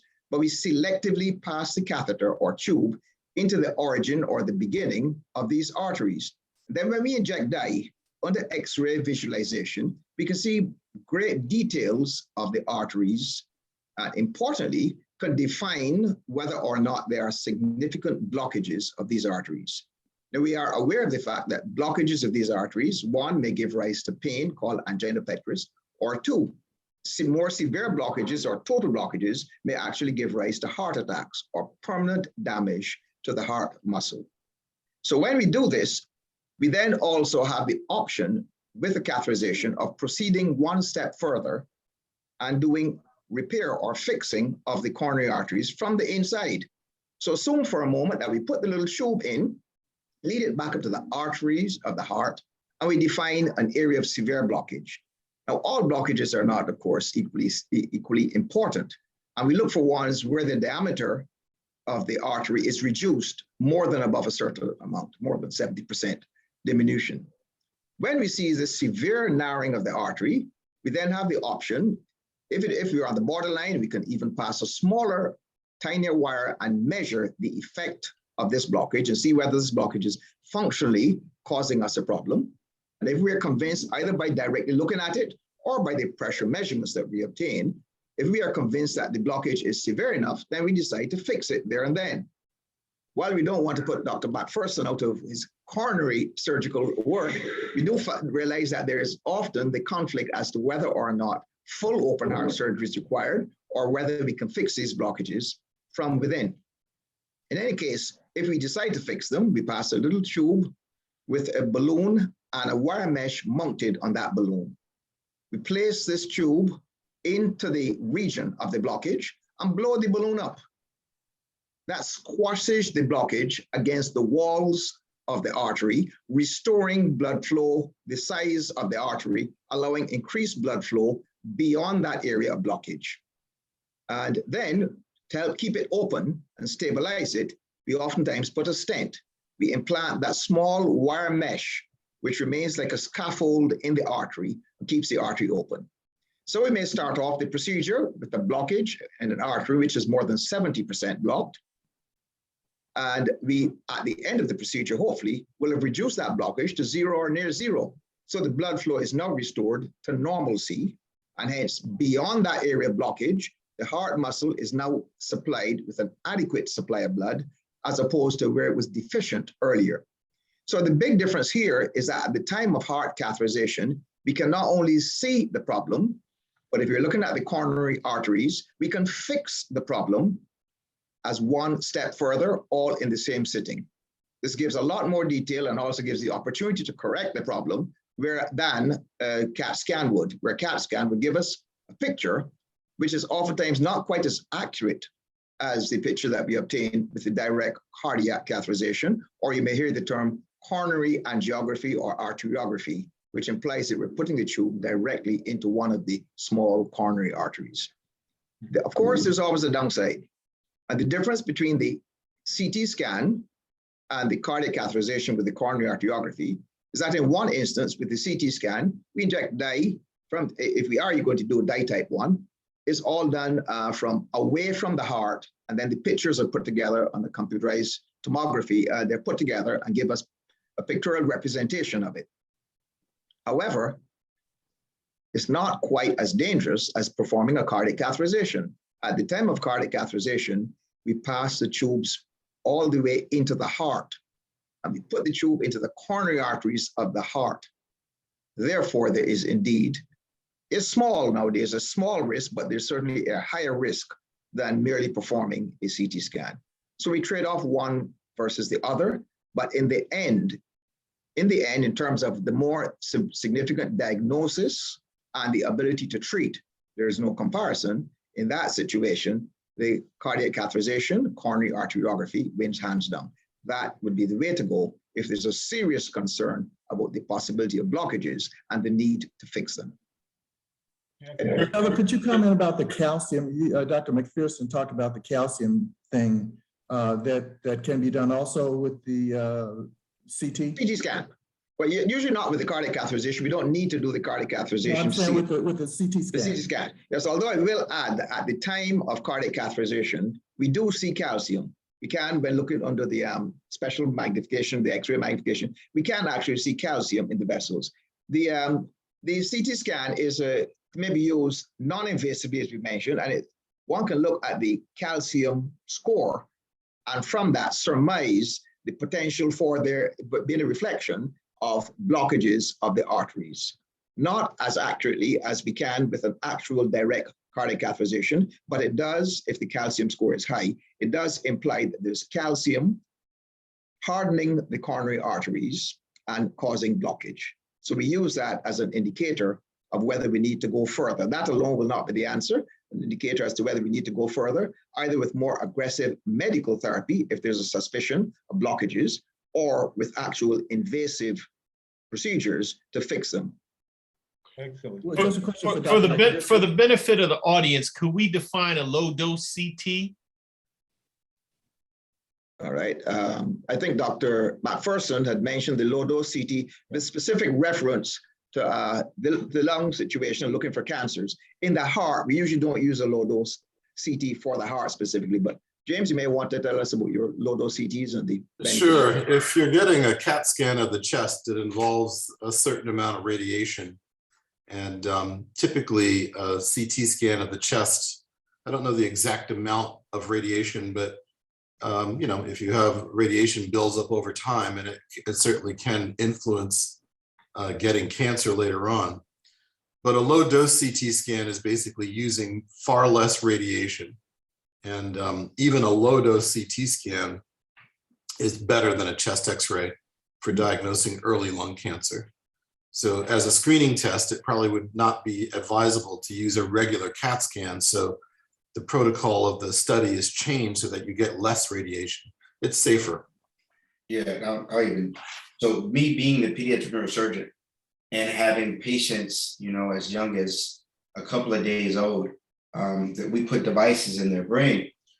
And then, you know, depending on what symptoms they might have during their lifetime, they might get a CT scan.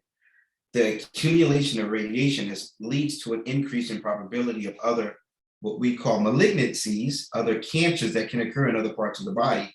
Because radiation, like UV radiation does to the skin, radiation that we use for diagnostic studies damage the DNA. Sometimes it can damage the DNA to the extent that there's certain changes in genes that are responsible for regulating cell growth. When cells grow abnormally, that's what a neoplasm is, a malignancy or a cancer, right? So the radiation exposure is directly linked to risk of cancer. So there's a movement in medicine to then minimize the amount of radiation we get for some of these diagnostic studies, especially when you're talking about a screening study, right? Where you might introduce to an entire population, and a lot of these people that you're screening for are not going to end up with the pathology you're looking for, but they do have that risk. And we talk in numbers, right? When doctors talk about the risk of certain procedures or the risk of diagnostic tests, we're really talking about numbers. You know, if something's only 1%, but it happens to you, it's 100% for you. So when we talk about risk, we're talking about numbers and populations, right? And it's our responsibility to minimize that risk on the populations that we are responsible for, that we have to take care of. So there are ways to do a CT scan that might involve doing less slices. So CT scans shoot radiation in a certain plane, and it does it over and over again. And then a computer takes that data and it creates a 3D model of it. So that we as physicians can look at it and interpret it and look at other body parts in it and see if there's something that doesn't necessarily belong there. Well, you can do it. I can do a CT scan of the head with thin cuts, and I can get a really beautiful picture of the brain. Sometimes, in order for me to make a diagnosis, I don't need that much resolution. The picture doesn't have to be that clear. So instead of me getting 300 slices, I can get 24 slices. So you can imagine getting a smaller number of slices is going to involve the computer doing a little bit more work to interpret what I'm looking at from a 3D perspective, but it's going to expose you to less radiation. So when we refer to the fact that we can get a low dose CT, we're getting a study where the picture is not necessarily as good, but it's good enough for us to make the diagnosis.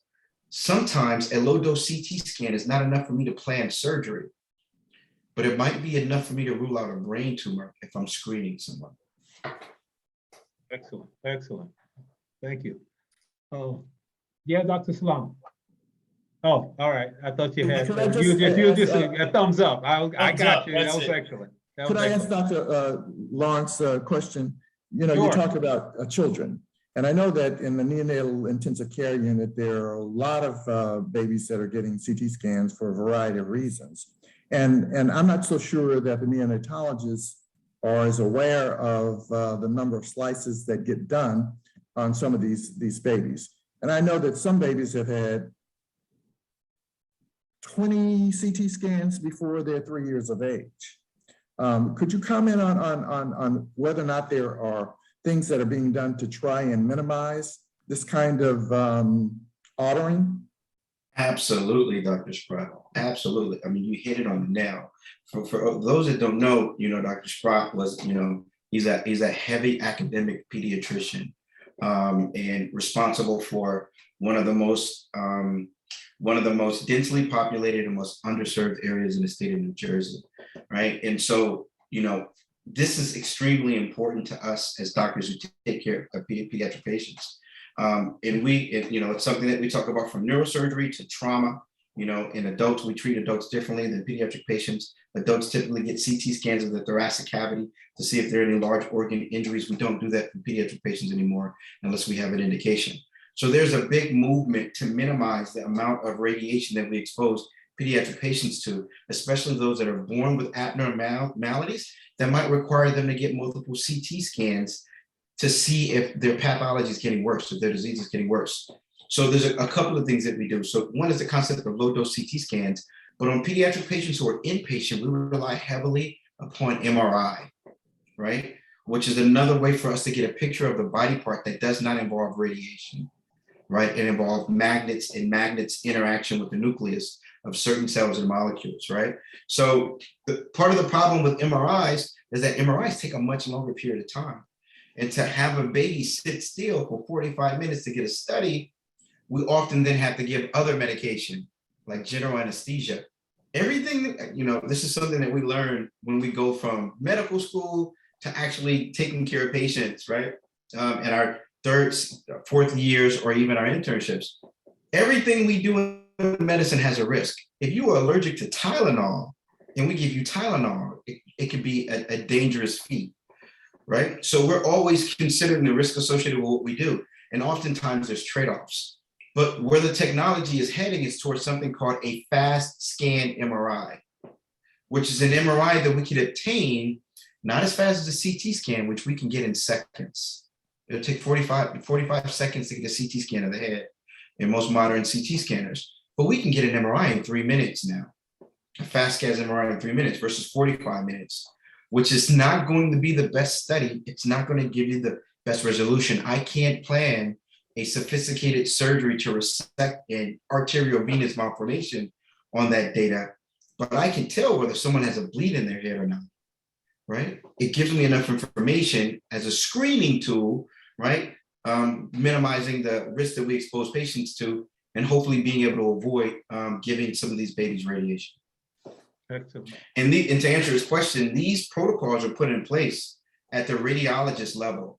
So if someone who's not familiar with the most updated protocol puts in an order, a radiologist to have a conversation with that physician, explain to them why they're going to change it, and then most of the time they'll change it. Right, excellent. Dr. McPherson, there's a question that came in. Can burning candles, the smoke from the candles, cause cancer? Yeah, I think I answered that one in the chat, but I not to my knowledge, candles, incense, I haven't heard or seen any studies that say that increases the risk of cancer.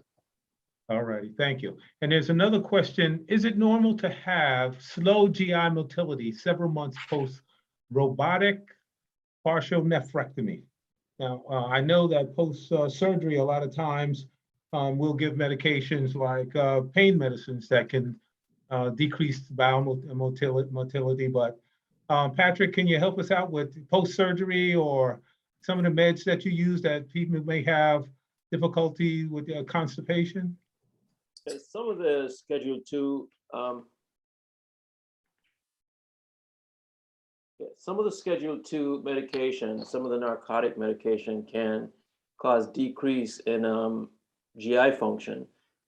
So typically post-operatively, once we get out of the recovery room, we quickly move to some of the non-steroidal anti-inflammatory drugs, such as the Tylenols or the Motrin related medication, and try to not use so much of the narcotics. In my sphere, not only does those medications decrease GI function, one of the things we struggle with is we try to get these patients up and moving quickly, part of what we call an enhanced recovery after surgery protocol. And if we're not careful, some of these patients are at risk for falling. So, we're very careful with using some of these narcotic type medications. All righty. I'm going to go back to Dr. McPherson. There is, and these are a couple questions that I just want to bring on. Really quickly. I read that question. I think that question is, we're not talking about a short-term complication from a surgery, but it appears that this patient is having the GI motility issue several months out. Oh, right? I misread the question. I'm sorry about that. Yeah. The thing of it is that may be something not associated with the surgery itself even. And, I would refer that to a surgeon who is, who does this type of stuff. I don't do surgery. But the thing of it is sorry about misreading the question, several months post-robotic surgery. Partial nephrectomy.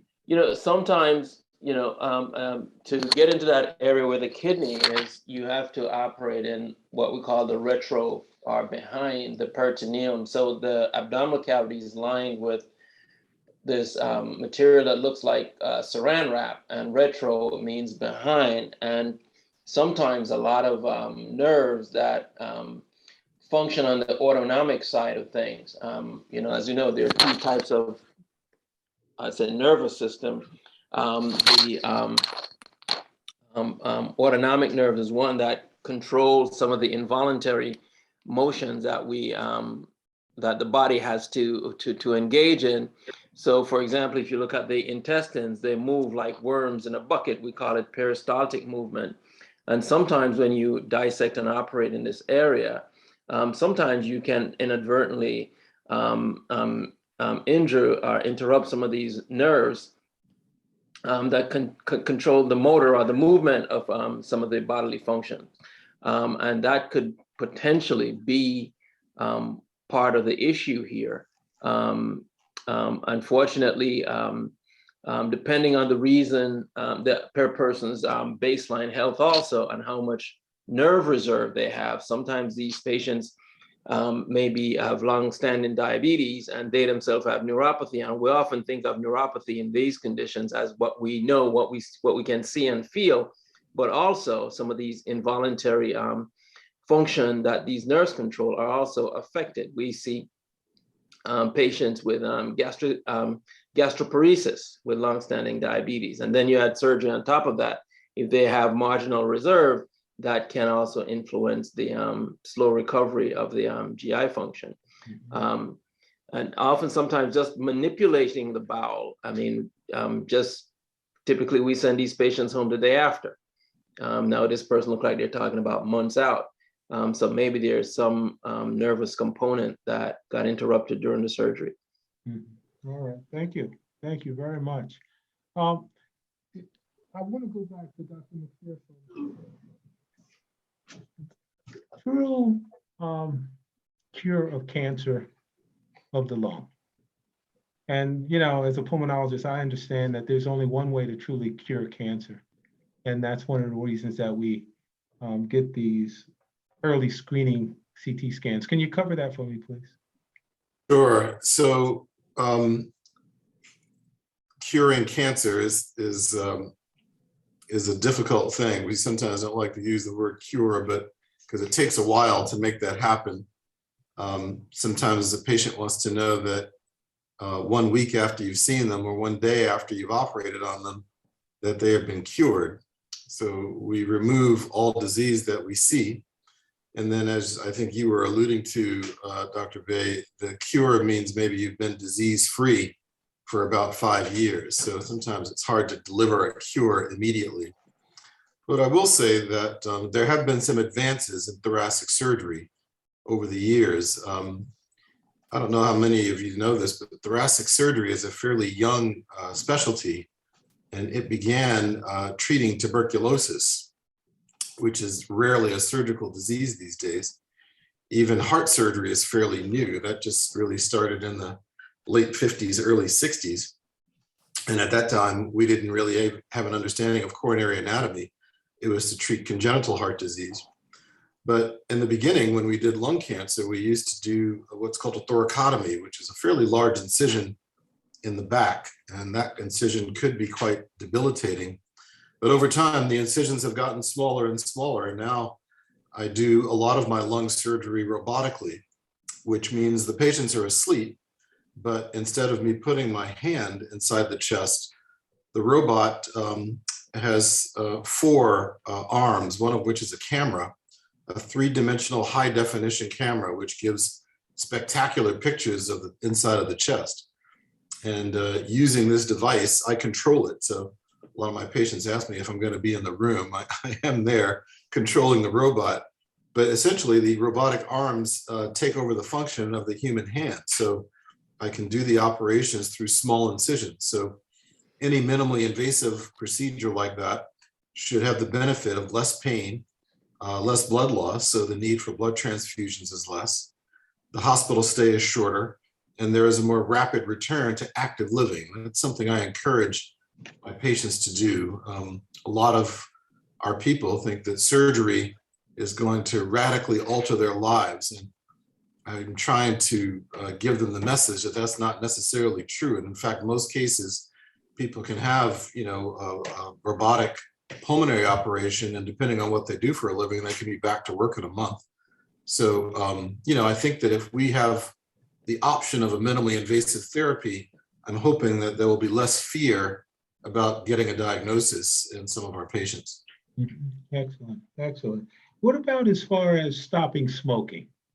If I stop smoking, like a patient stopped smoking for 10 years, are they free from ever catching the lung disease, or the most important thing, are they free from developing cancer? Is there a time period that I'm free? Unfortunately, I wish I could tell you that they were free from getting cancer, but that's not true. So I certainly think that cutting down or stopping smoking is better for your health. I think we heard earlier today that it's a 15-year period that would certainly take your risk to the normal for getting cancer. But anything short of that, you are at somewhat of an increased risk of getting cancer. Yeah. So we should bear in mind that lung cancer is not the only cancer for which smoking puts you at risk for. Good point. There are, these HPV-related cancers, which is of the oral pharynx, the cervix, and also smoking influences treatment outcome, because bear in mind that modalities such as radiation rely on the oxygen carrying capacity of the blood to deliver some of the agents and the radiation to these affected tissue. And when the oxygen carrying capacity is diminished by smoking, that can also influence how well one responds to treatment for cancer. Here, I'll even say something further than that.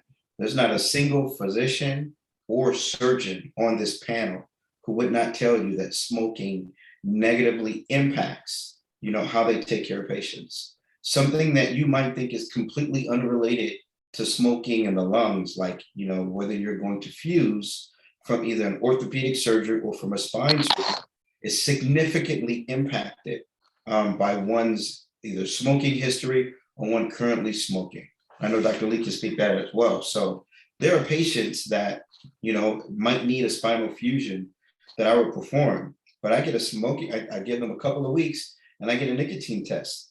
If they haven't stopped smoking, I will not do the surgery on them because the failure rate is just too high.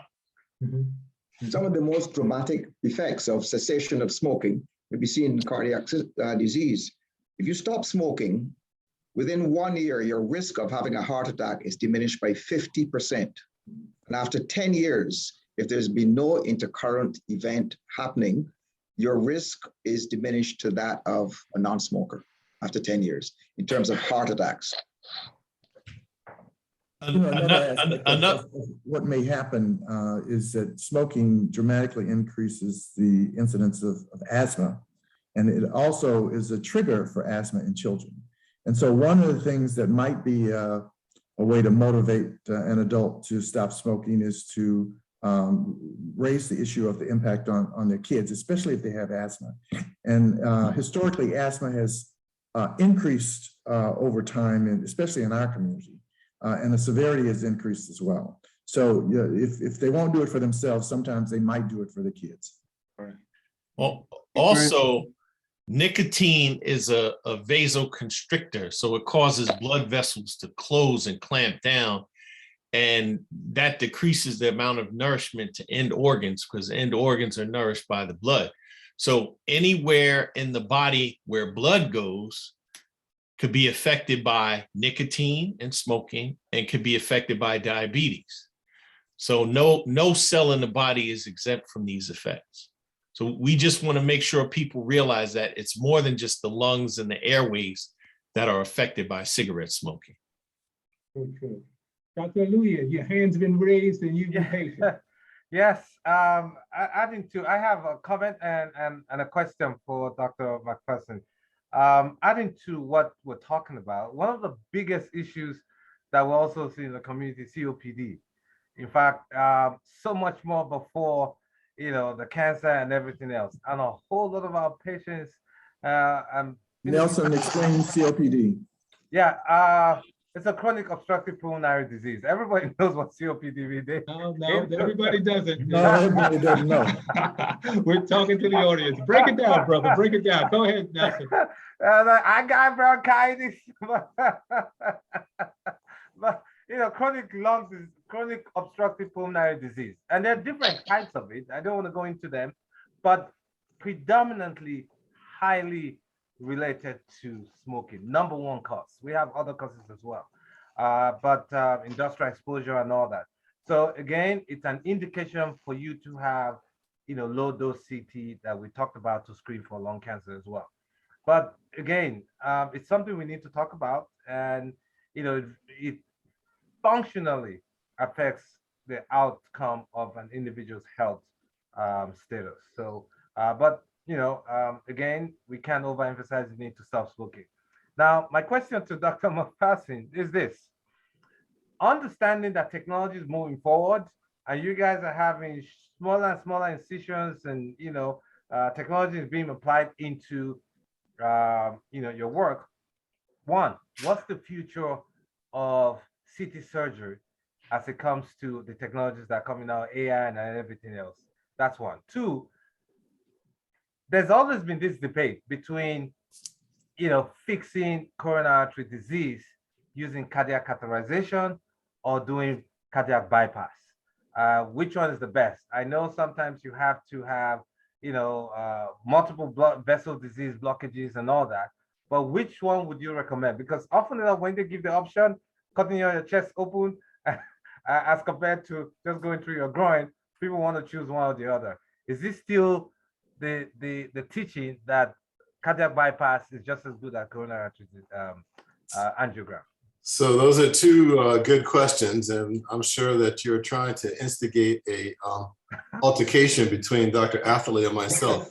Never. I will try to be as diplomatic as I can. The first one, the future of lung cancer surgery.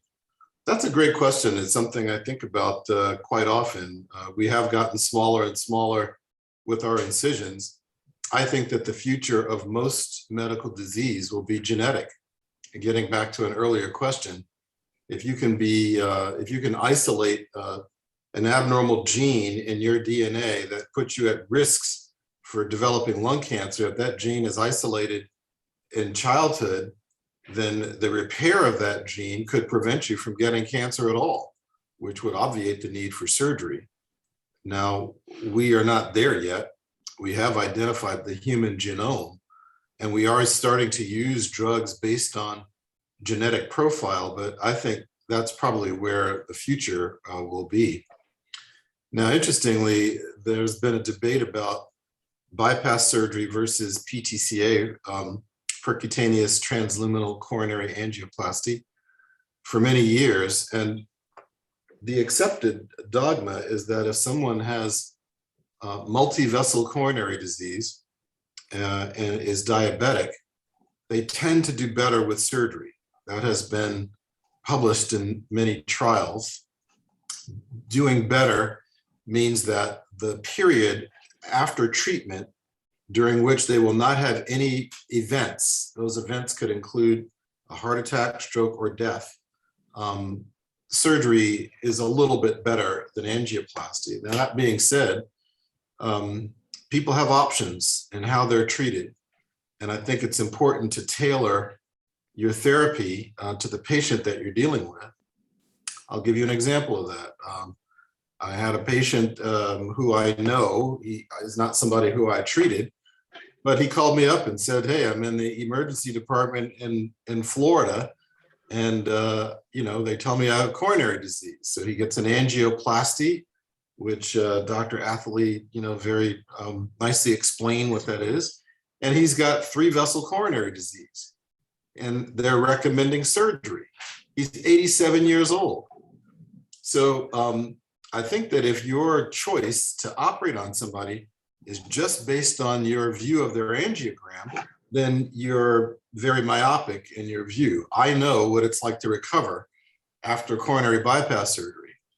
And many times the cardiologist, I'm sure Dr. Atherley has never done this, but the call I get is I've got an 85-year-old guy, but he doesn't look a day over 70. And so, well, there's nothing like heart surgery to make someone look their true age. So I think that we have to tailor our therapy to the patient. I think that if you can do the surgery well, certainly that will decrease, the risk of a complication.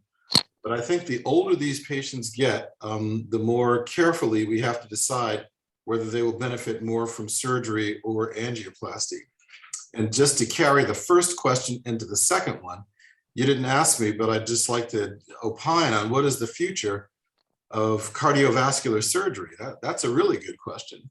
I don't think that in 10 years, we're going to be, doing as much coronary bypass surgery as we're doing now. We certainly do less now than we did 10 or 20 years ago. I think that our ability to manage cholesterol, our ability to use drugs like Plavix and Eliquis, which prevent the platelets from sticking as they travel through a diseased coronary, and the advent of drug-eluting stents.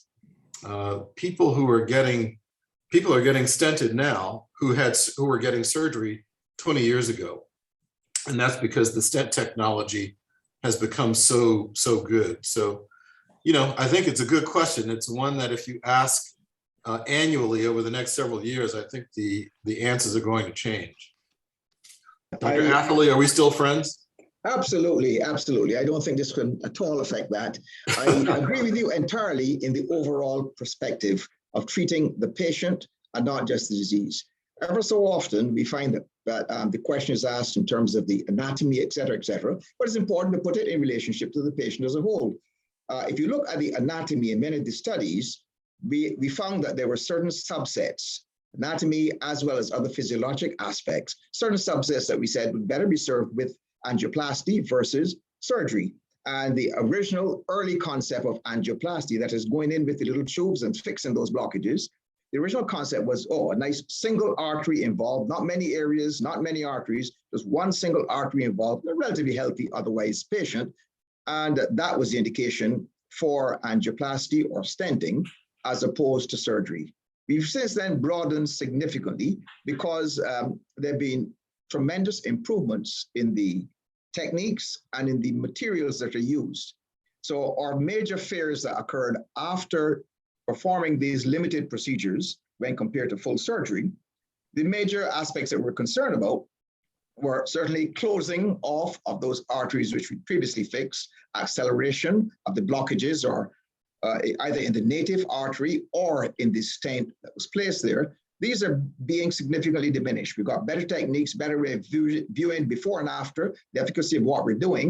And we've got stent materials which last much longer and much better. So we've improved significantly. And so we're getting closer and closer to tackling some of the problems that would have been purely the domain of the surgeon. So we do multi-vessels, we do the main vessel, we do multiple areas in multiple coronary arteries. However, the bottom line is an overall assessment of the patient, and in this age, activity, et cetera, other associated diseases, the overall assessment should in fact be used to dictate what we do and not merely the anatomy of the blockages. Question for Dr. McPherson. So one of the areas I know we focus on cancer, we focus on kind of like cardiovascular disease, but one of the areas we haven't beaten up on Dr. McPherson with about is the management of chronic disease as it evolves into lung transplant.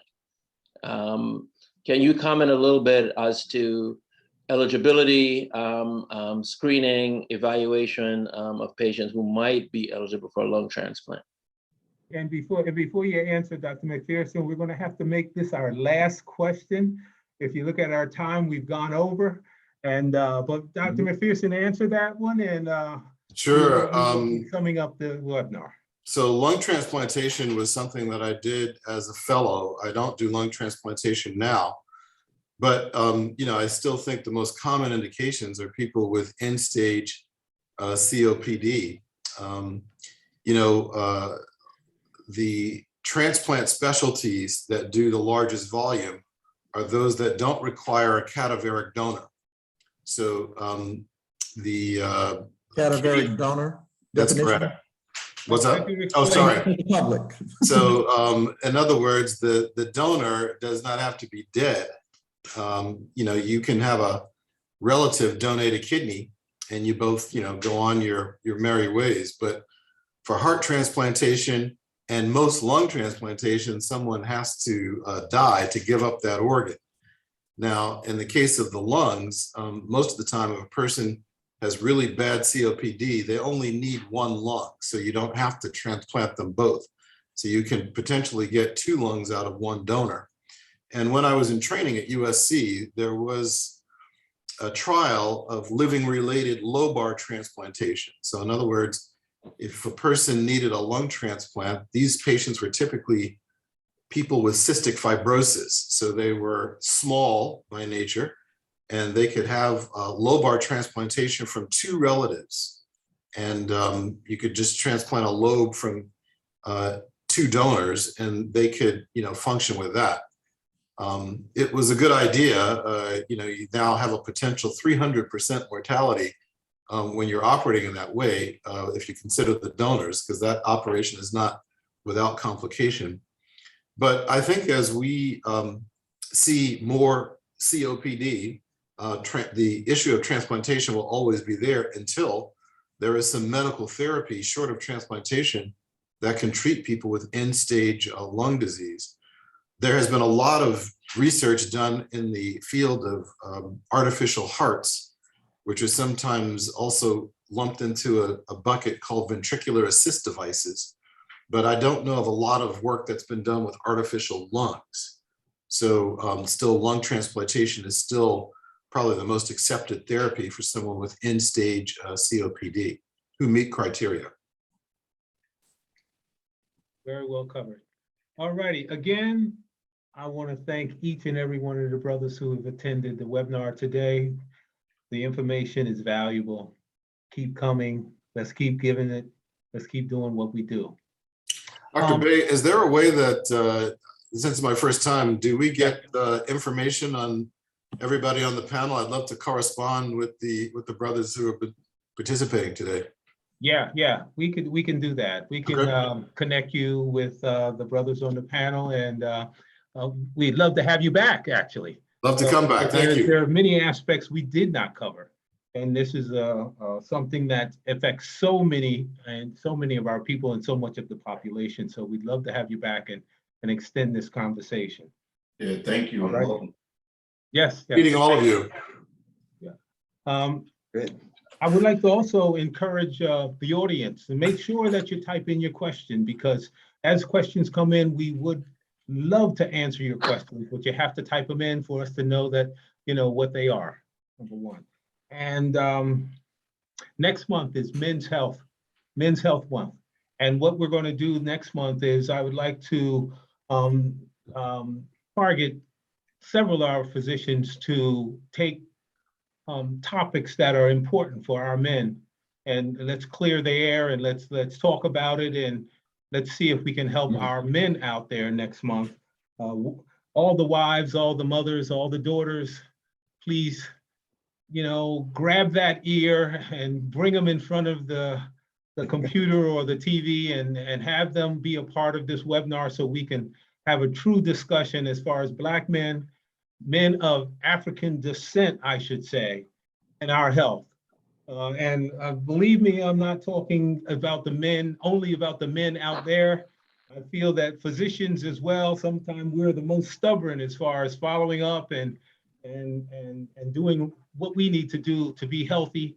So we're included, and looking forward to that conversation next month. Let me end out by saying thank you to OBHealthy for allowing us to bring this webinar. Remember their app, please download it. Just go to your app store, OBHealthy without any spaces, and download the app and put in 365, please, so you will not be charged. The app has a wealth of health information on it, and I just want each and every one of you to partake in that. This webinar is every second Saturday of each month at 1 o'clock. Please continue to support us and come in and view and get educated. The last thing and the most important thing that I'm going to say throughout this whole webinar is do not change any aspect of your medical care until you consult your physician. Only your doctor, believe me, only your doctor can treat you appropriately. All righty. And until next time, I'm going to say peace and thank you to each and every one of you for coming on with the webinar with me. And we're going to rock and roll next month, second Saturday, 1 o'clock. All righty. Peace, everyone. Take care, guys. Jason, can you stay on? Omar, can you let it stay on a little bit longer? I need to talk to James. Sure. All righty. All right. Yeah, you just stay on the webinar a little bit longer? Yeah, which James? Yeah, McPherson. Yes, sir. All righty. Well, what I'll have to do, if we stay on, we'll still be rolling, understand? Or I can, yeah. I'm live. We'll still be live if we stay on. So, but if you know, the thing of it is James, let me just give you my number and you can call me. I'll forward you his information and you guys can talk. Okay, Yeah, do that. perfect. All righty. Thank you. Excellent. Thank Okay. you again, everyone. We'll see you next month. Take care. Bye-bye, everyone.